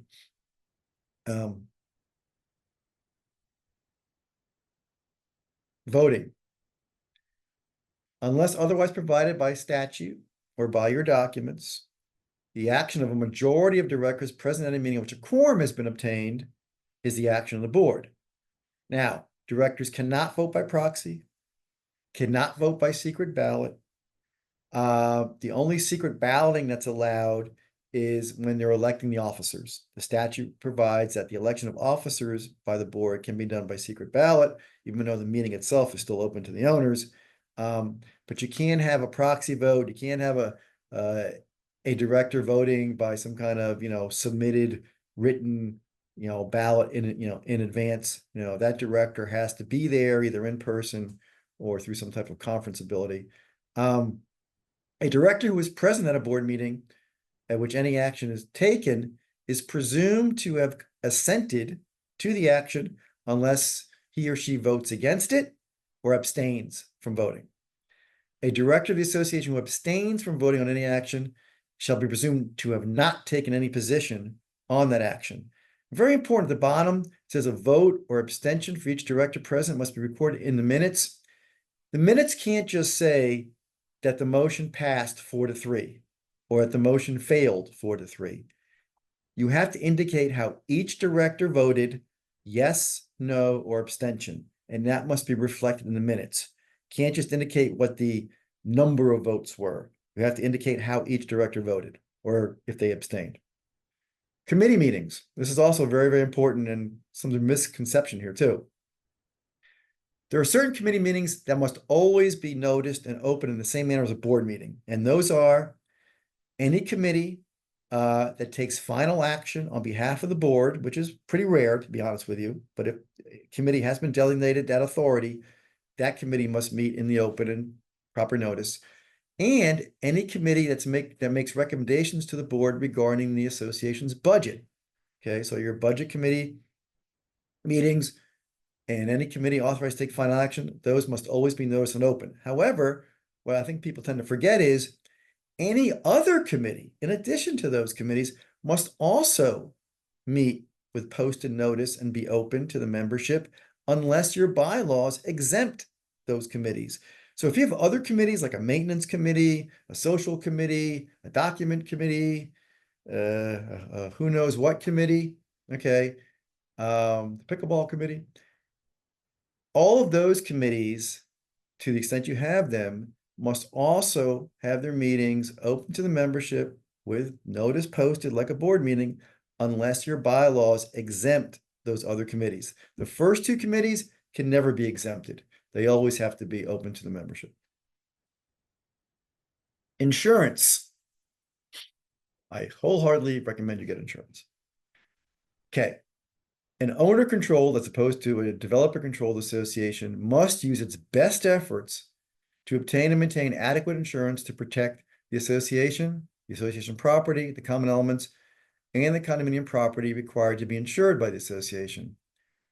What is adequate property insurance? Well, adequate property insurance, regardless of what your declaration might say, okay, is the full insurable value, replacement cost, or similar coverage, and that may be based on the replacement cost of property to be insured as determined by an independent insurance appraiser or appraisal or an update. You have to have an appraisal of the replacement cost of the property every 3 years, or an update of that appraisal every 36 months or every 3 years. You can, an association or a group of associations can self-insure. However, even though it's not in the slide here, it's exceedingly difficult. There's a very complicated and detailed process. In my 41 years of doing this, I have never seen an association qualify to self-insure. I'm not even sure that how many have tried, okay? But it's not like, oh yeah, we're going to self-insure. It's very difficult. Association should also have, in addition to the property insurance or the casualty insurance, liability insurance for its officers and directors. In fact, I wouldn't serve on a board, quite frankly, without officer directors, liability insurance. Insurance for the benefit of association employees, okay, workers' comp, and flood insurance for common elements, association property, and the units. Even if you're not in a flood area, and talk to your insurance agent about this, I am not the insurance guru, but there's a lot of stats out there, a lot of evidence that a lot of flood damage occurs in areas that are not designated as flood zones. Flood insurance is relatively not that costly compared to, say, windstorm insurance. And your windstorm insurance and your regular property insurance will not cover the association for rising water, okay, for flood, unless you have a special flood insurance, which is obtained. So, you know, although your windstorm will cover you for wind damage and wind-blown rain, it will not cover rising water damage. Fidelity coverage. This is basically coverage to protect against theft, okay? And by law, by statute, you must maintain adequate fidelity bonding, fidelity insurance on all persons who control or disperse funds of the association. And what does that mean? Well, those persons include, but not limited to, any individual authorized to sign checks on behalf of the association, and the president, secretary, and treasurer of the association. Basically, insurance is to protect you against an officer, director, manager, other person who decides that he'd rather use your money in South America than you use it to repair the building. So that's what the fidelity coverage is designed to cover or protect you. It must be an amount that covers the maximum funds that will be in the custody of the association or its management agent at any time. The association bears the cost of the fidelity insurance or bonding. And effective July of last year, if the division receives a complaint, the division will monitor an association for compliance with its statutory obligation to have insurance, to maintain insurance, and may issue fines and penalties if you fail to maintain adequate insurance and the required insurance. Now, what are you required to insure? Okay.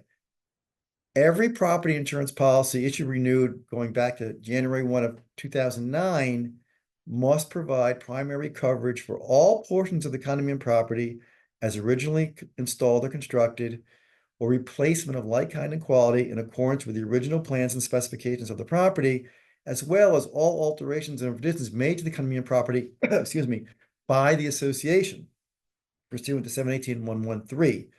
So the associate's insurance obligation goes way beyond the common elements. Okay, this is a common misperception. The association actually insures the common elements and the units, but not all of the components of the unit, as we'll see in a second. Okay.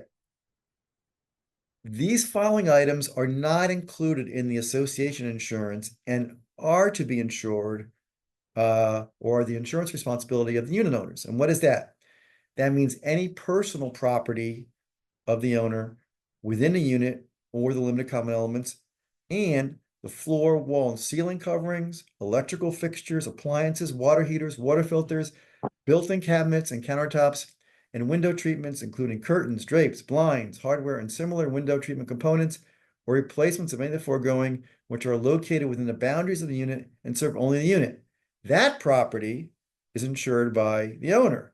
But other property, and I'm going to pause here for a second, is insured by the association. So for example, the interior partition walls of a unit, okay, that separate, let's say, a bedroom from hallway, or, you know, dining room from living room, or whatever, okay? As originally constructed, that's insured by the association. Now, if an owner remodels their unit and moves the walls around and changes things around, the alterations are not insured by the association. But the unit as originally constructed and replacements of like kind and quality to that original construction, that's insured by the association, except for the items that I've just mentioned that are the owner's insurance responsibility.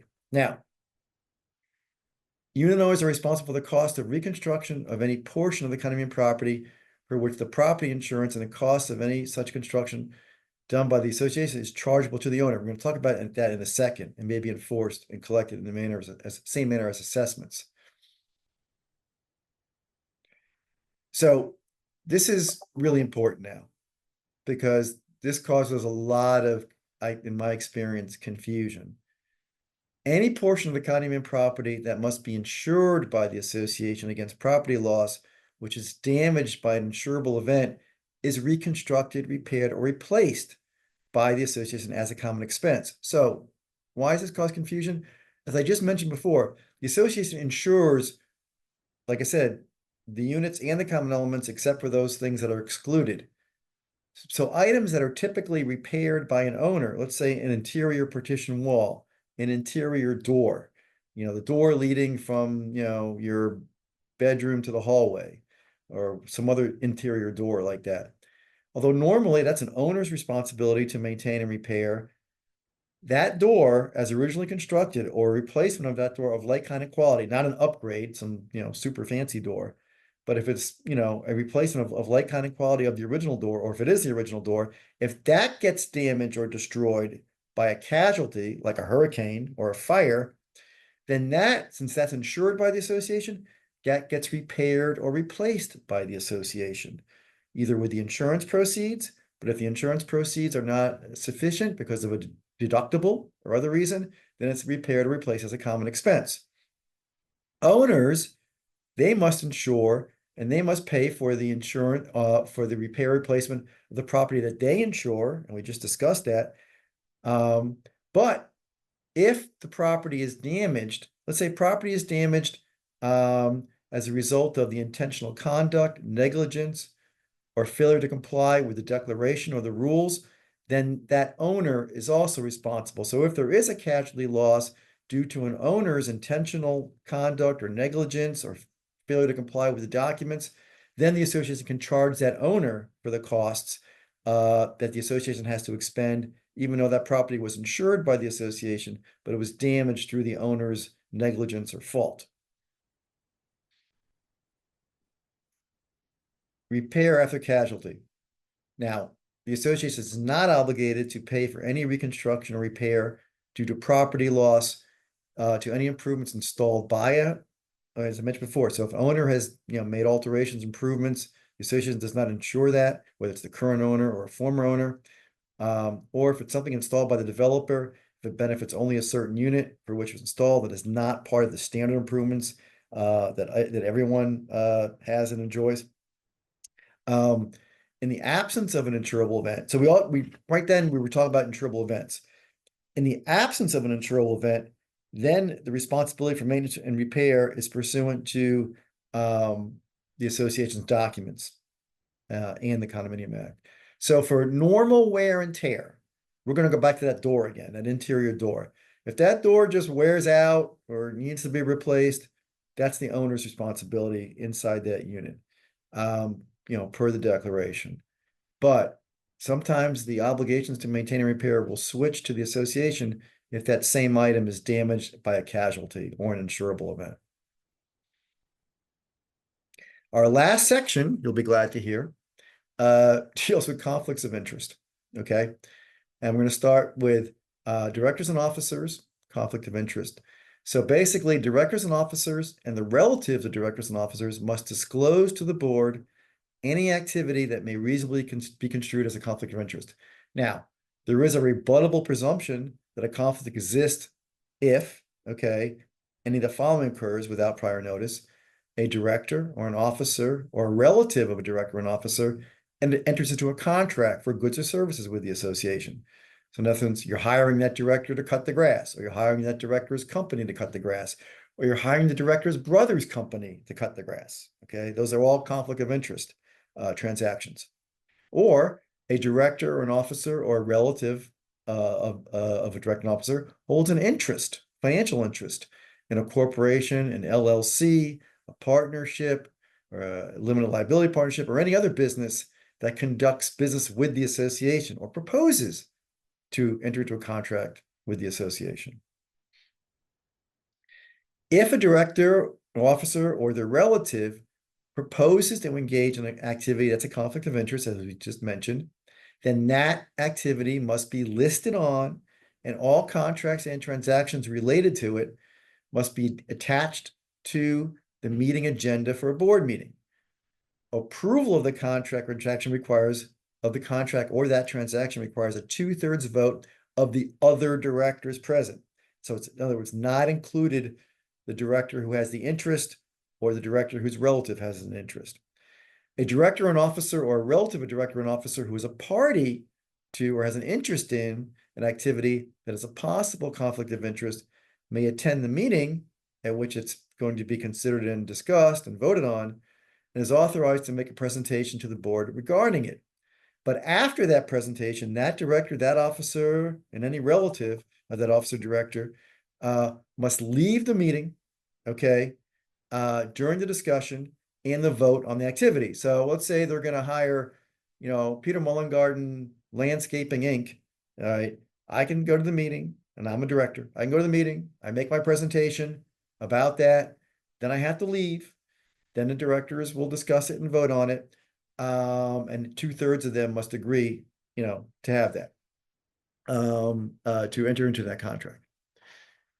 The attendance of a director or officer that has a possible conflict of interest at that meeting of the board is sufficient for a quorum, so it still constitutes a quorum, or counts toward a quorum, and they can vote in my or that director's absence. Any director or officer who's a party to has an interest in the activity must recuse himself, okay, from the vote. We already mentioned that. Now, let's say the board says, nah, Peter, you're a nice guy, but you're a poor landscaper and we don't want your company, which would not be surprising. So if the board votes against that activity, then that director, officer, or the relative must then notify the board in writing of their intention not to pursue that activity or to withdraw from office. Okay. At the next regular or special meeting of the owners, however, though, the existence of any contract or transaction must be disclosed and upon motion. So if the association, excuse me, if the board approved the conflict of interest contract or transaction, then at the next membership meeting, that has to be disclosed to the membership. And upon a motion of any member, the contract or transaction may be canceled by a majority of those present. Okay, so not a majority of all, but a majority of those present. If it is canceled, so if that transaction is or contract is canceled, then the association is only liable for the cost of the services and goods provided up to the time of cancellation and is not liable for any kind of termination fee, cancellation fee, liquidated damages, or any kind of penalty like that. Now, if the board finds that an officer or director has violated the conflict of interest provisions, then that officer or director is deemed removed from office and a vacancy filled according to law. So if some director or officer is trying to be tricky, trying to be sneaky, and the associate enters into a contract with a company in which he or she is financially interested or a relative of theirs, and it's not disclosed, then that's obviously no good, and they're going to be removed from office.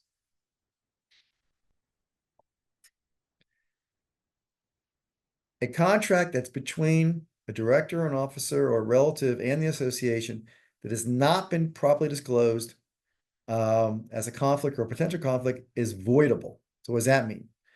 That means the contract terminates upon the filing of a written notice terminating the contract with the board, which contains the consent of at least 20% of the voting interest. So basically, 20% of the owners can basically send a petition saying, we want this contract terminated because it's a conflict of interest.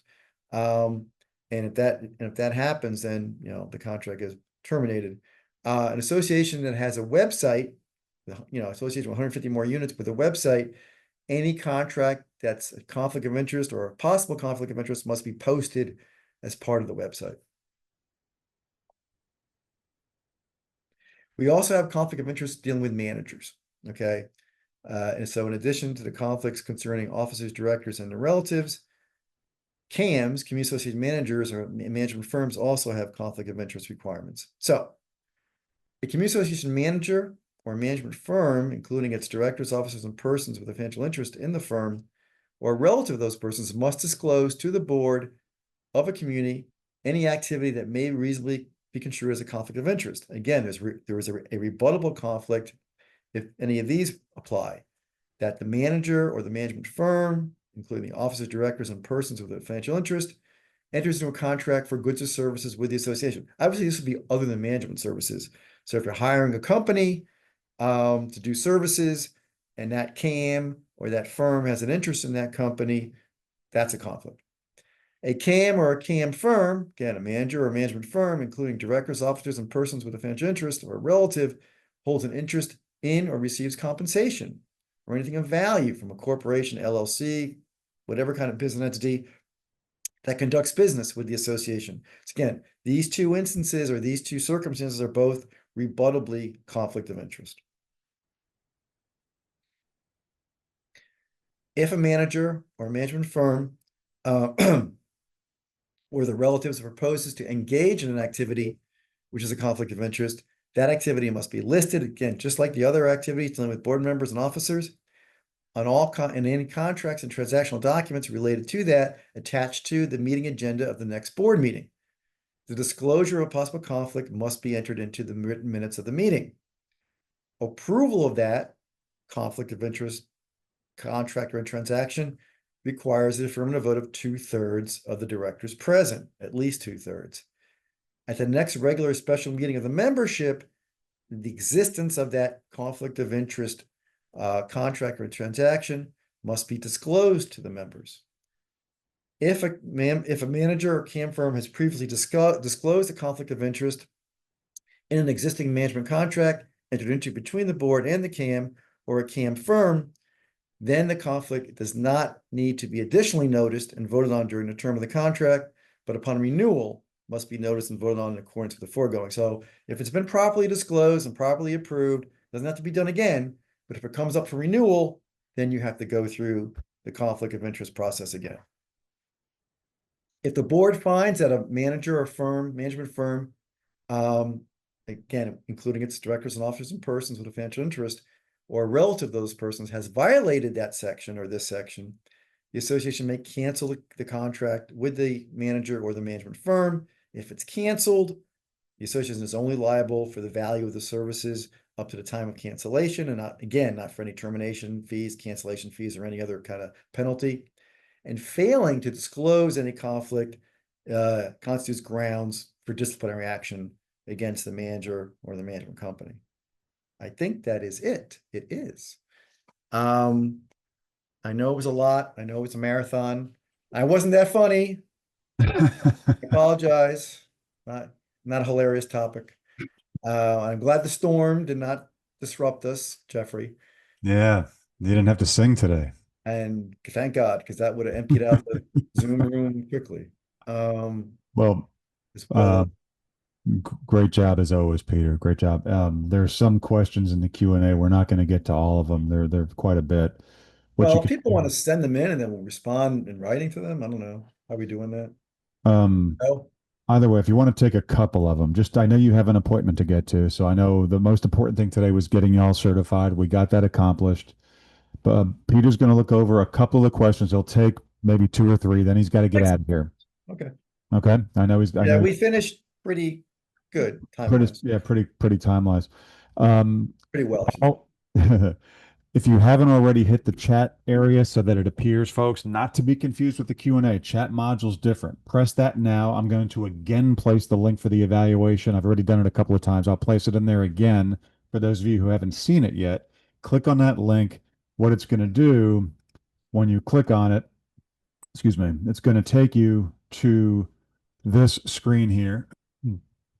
And when you fill this sucker out, after filling it out and submitting, the confirmation tab then opens up and you have this screen here, which has Peter's contact info, Emily's contact info, the firm's website, and then the last bullet point, which is what many of you are asking about, that last bullet point right here. And I'll go over this much more slowly after we do a couple of the questions in the Q&A. You click on the word here, then another tab will open up, and here are the slides, which you can then save and download or print. I suggest just saving them. Printing them is going to use a ton of ink or toner on your computer. We're talking about 180 slides.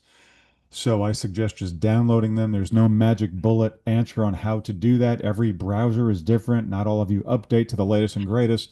But one thing that tends to work all the time is when you have the slides open in your browser, if you right click on that first slide, you can then hit save or print as or save as or print. So that's something that should work with any browser, any operating system. I'm on a Mac, but it'll also work with a Microsoft with a PC or anything of that nature.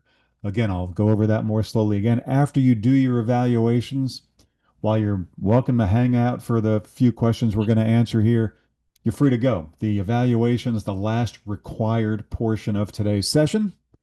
And also, before Peter takes a couple of questions, the recording of this for you to review will be on kbrlegal.com under the resources tab within a couple of business days. Just remember, if you watch it online and you share it with a colleague who was not here today, that's not going to get them certified. Watching the recordings will not get them certified. You must have been here live on the advertised date.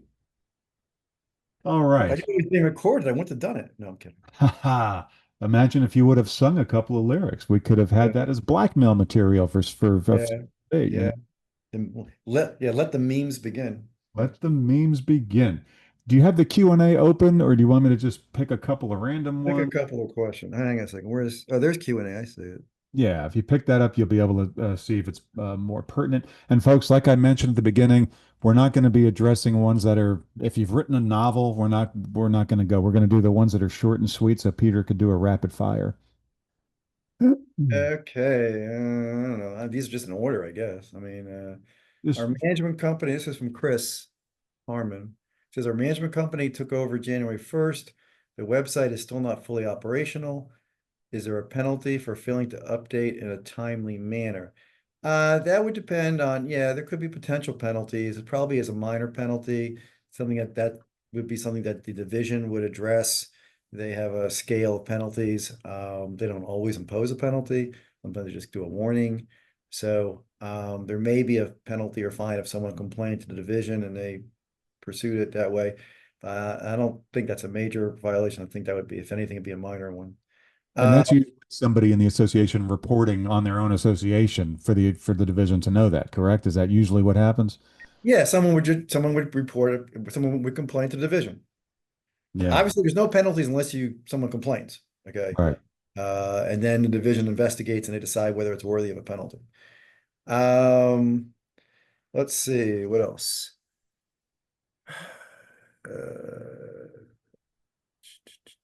Okay, this one's HOA. Skip the And HOA. here's a short one. How can a person appeal the decision of the fine of a committee of the fine from a committee? You can't. Okay.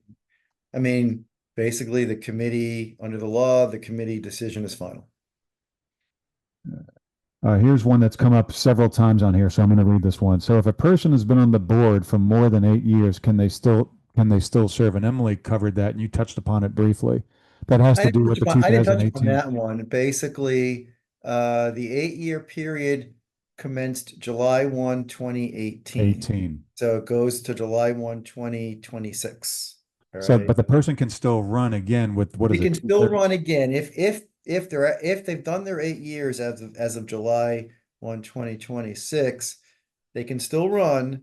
They're on the board if there are if they're the same or fewer candidates as vacancies, or if they get 2/3 of those voting in the election. In other words, they manage to garner 2/3 of not 2/3 of all the votes, but 2/3 of the people who actually voted. Okay, so there you So go, you can Julie. still run. And again, let's say it's a 5-person board and 5 people are running, then you're in because it wasn't a Okay. contested election. Or you run and it's a landslide in your favor, you get 2/3 or more, then you're also in. Here's another shorty. So we need a quorum of board members at each video meeting or just the election meeting? I believe it's just the annual meeting. Annual/election. That's what I thought. All right, let's see here. Let's go through. Is email considered? And again, folks, please don't be upset if we skip your question. We don't want to have to read novels and full chapters here. John is asking, is email considered mailing? Specifically for notice of meetings, does an email constitute the same as snail mailing?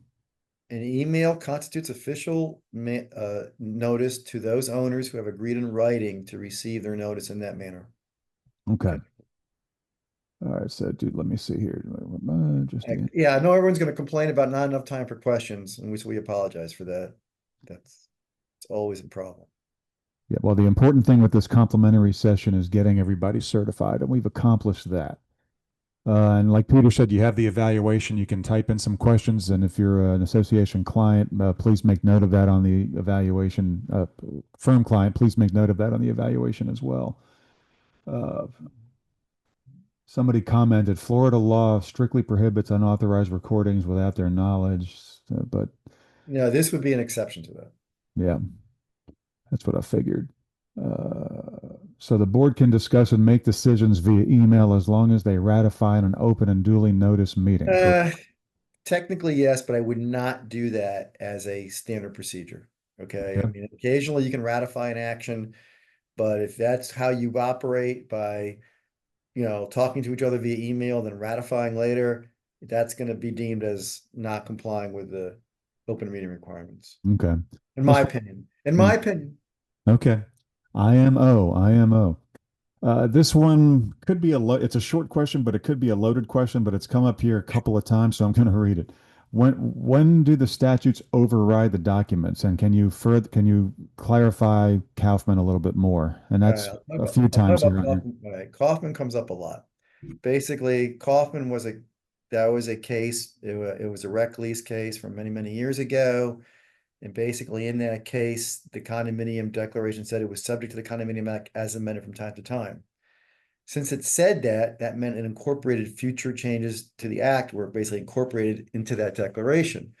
So prior to that, there had been a lot of cases or a lot of lawsuits attacking rec leases for being unconscionable under the Condominium Act. But most of those cases, the association lost because the act was amended to make these leases unconscionable after these leases were entered into. When they were entered into, they were legal. And the law could not retroactively make them illegal or impair them, except in this one case where the declaration said it was subject to Condominium Act as amended from time to time. So in that case, they could use the statute and apply it retroactively to their pre-existing rec lease. Okay, because under Florida constitutional law, laws typically cannot impair existing contracts. It's unconstitutional. But in this case, it could because the contract was subject to future law. All right. So generally speaking, for procedural matters, we think the statutes will control. For a procedural issue like meeting notice requirements or owner ability to attend meetings and speak at meetings, things like that. Substantive things like voting rights, assessment rights, things like that. In our opinion, a pre-existing statute will control your pre-existing documents will control under the law at the time they were written, and a new law will not retroactively change or impair that unless you have, again, that Kaufman language. Again, this is a very complex, the people have written, law school, law review articles of, 50 pages on this. I'm just telling you in like two minutes. Yeah. But basically, substantive changes in the law will not apply retroactively to impair an existing right or an existing thing in a declaration, absent what we call Kaufman language, where it's subject to the Condominium Act as amended from time to time. Okay. And they're still scratching their heads, probably. But anyway, I tried. I scratch my head, I just lose more hair. I got to stop doing Yeah, that. me too. I don't have any. So. Here's a question. I guess it's relating back to records. Can you request copies of emails? Can members request copies of emails of board members' discussions? Under a recent opinion of the division, yes. Okay, it used to be no. There was a recent, I think it was an arbitration case, which indicates that those director emails are subject to official records. It used to be there were not. All right, let's see here. We'll just do a couple more. I know you have somebody waiting for you in the lobby there. All right. Not applicable. I'm looking for ones that are applicable to the topics covered today. Okay, folks, if you're in a condominium, try to stop using the HOA acronym because there are some questions here. I think you might mean condo, but you're writing HOA. So try to get away from that habit because people tend to say, "Hey, what's your monthly HOA cost?" Referring to assessments. So I'm going to guess this next question I'm going to ask has to do with the condo documents, not the HOA documents. But what are the basic steps to change covenants in our documents, in our condo documents, even though this person wrote HOA? Changing, I guess, would mean amending. Amending, okay. He wrote change, but I'm going to say amend. Okay, what's the steps? What's the process to amend? The basic steps, yeah, just Okay. basic. And basically, first you have to look at, depending on which document you're amending, the declaration, articles, or the bylaws, typically they will have an amendment section. Okay, and that section will tell you the vote or the approval needed, a board plus owner. Usually it's both, sometimes not, but usually it'll be board to approve and present an amendment to the membership. That section of declaration will then typically say the vote or the approval required, whether that's a majority of the owners, 2/3, 3/4. Also got to be careful. Does it say 2/3 of all or 2/3 of those at a meeting? Assuming you figure out what the vote is, what vote you need, the amendment itself must be written in a certain format where you have to indicate the section that you're amending, present that entire section with new language underlined, language being deleted, stricken through, okay? And then that's presented to the owners at a duly called membership meeting. They vote on it in person or by limited proxy. You have to provide them the actual proposed language for those amendments in that format. And if you get the vote needed, okay, to, approve the amendment, thereafter, the amendment then gets recorded with a certificate of amendment signed by the board. That certificate must reference the book and page recording information in the public records of the county of the declaration. And now your declaration is amended. That's real brief, but that's briefly the process you go through. Okay. Let's do one more. Go ahead. What you were going to say, cut No, you the off. other thing I was going to say, if you're substantially amending a section where the underlying and a strike through will make it difficult to read, you can then just rewrite that section. And at the top, there's a substantial rewording of article, whatever. Please see original text in the original declaration. And then that would refer them back. If the strike through and the underlining makes it too difficult, you can just substantially reword it, but you have to reference that they go back to the original language to compare the two. Okay. And then this is the last one. And then I'm going to, after Peter leaves, I will remain on for anybody having difficulty with the evaluation. I'll open up the chat so you can ask me tech questions. Is it accurate? I guess this is more of a point of clarification. Is it accurate that a quorum of the board must be physically present for a meeting? No, Since we now need 4 meetings per year, that is difficult for us as our board. not physically present. Some directors can attend remotely. Okay. So the term physically means physically live on video or in person. So Yes, that physically clarifies. as in, Like us now, we're not not a recording. mannequin. Yeah, we're Uh, here. Yeah, basically, and everyone the thing about that is, the thing to remember is everybody has to be able to hear each other, okay? Right. So those directors who are attending remotely, get a hear. Whoops. I took away the Q&A because otherwise I'll just keep coming in. Okay. So Peter, best way to reach you, email pmollengarden@kbrlegal.com, correct? Yes, sir.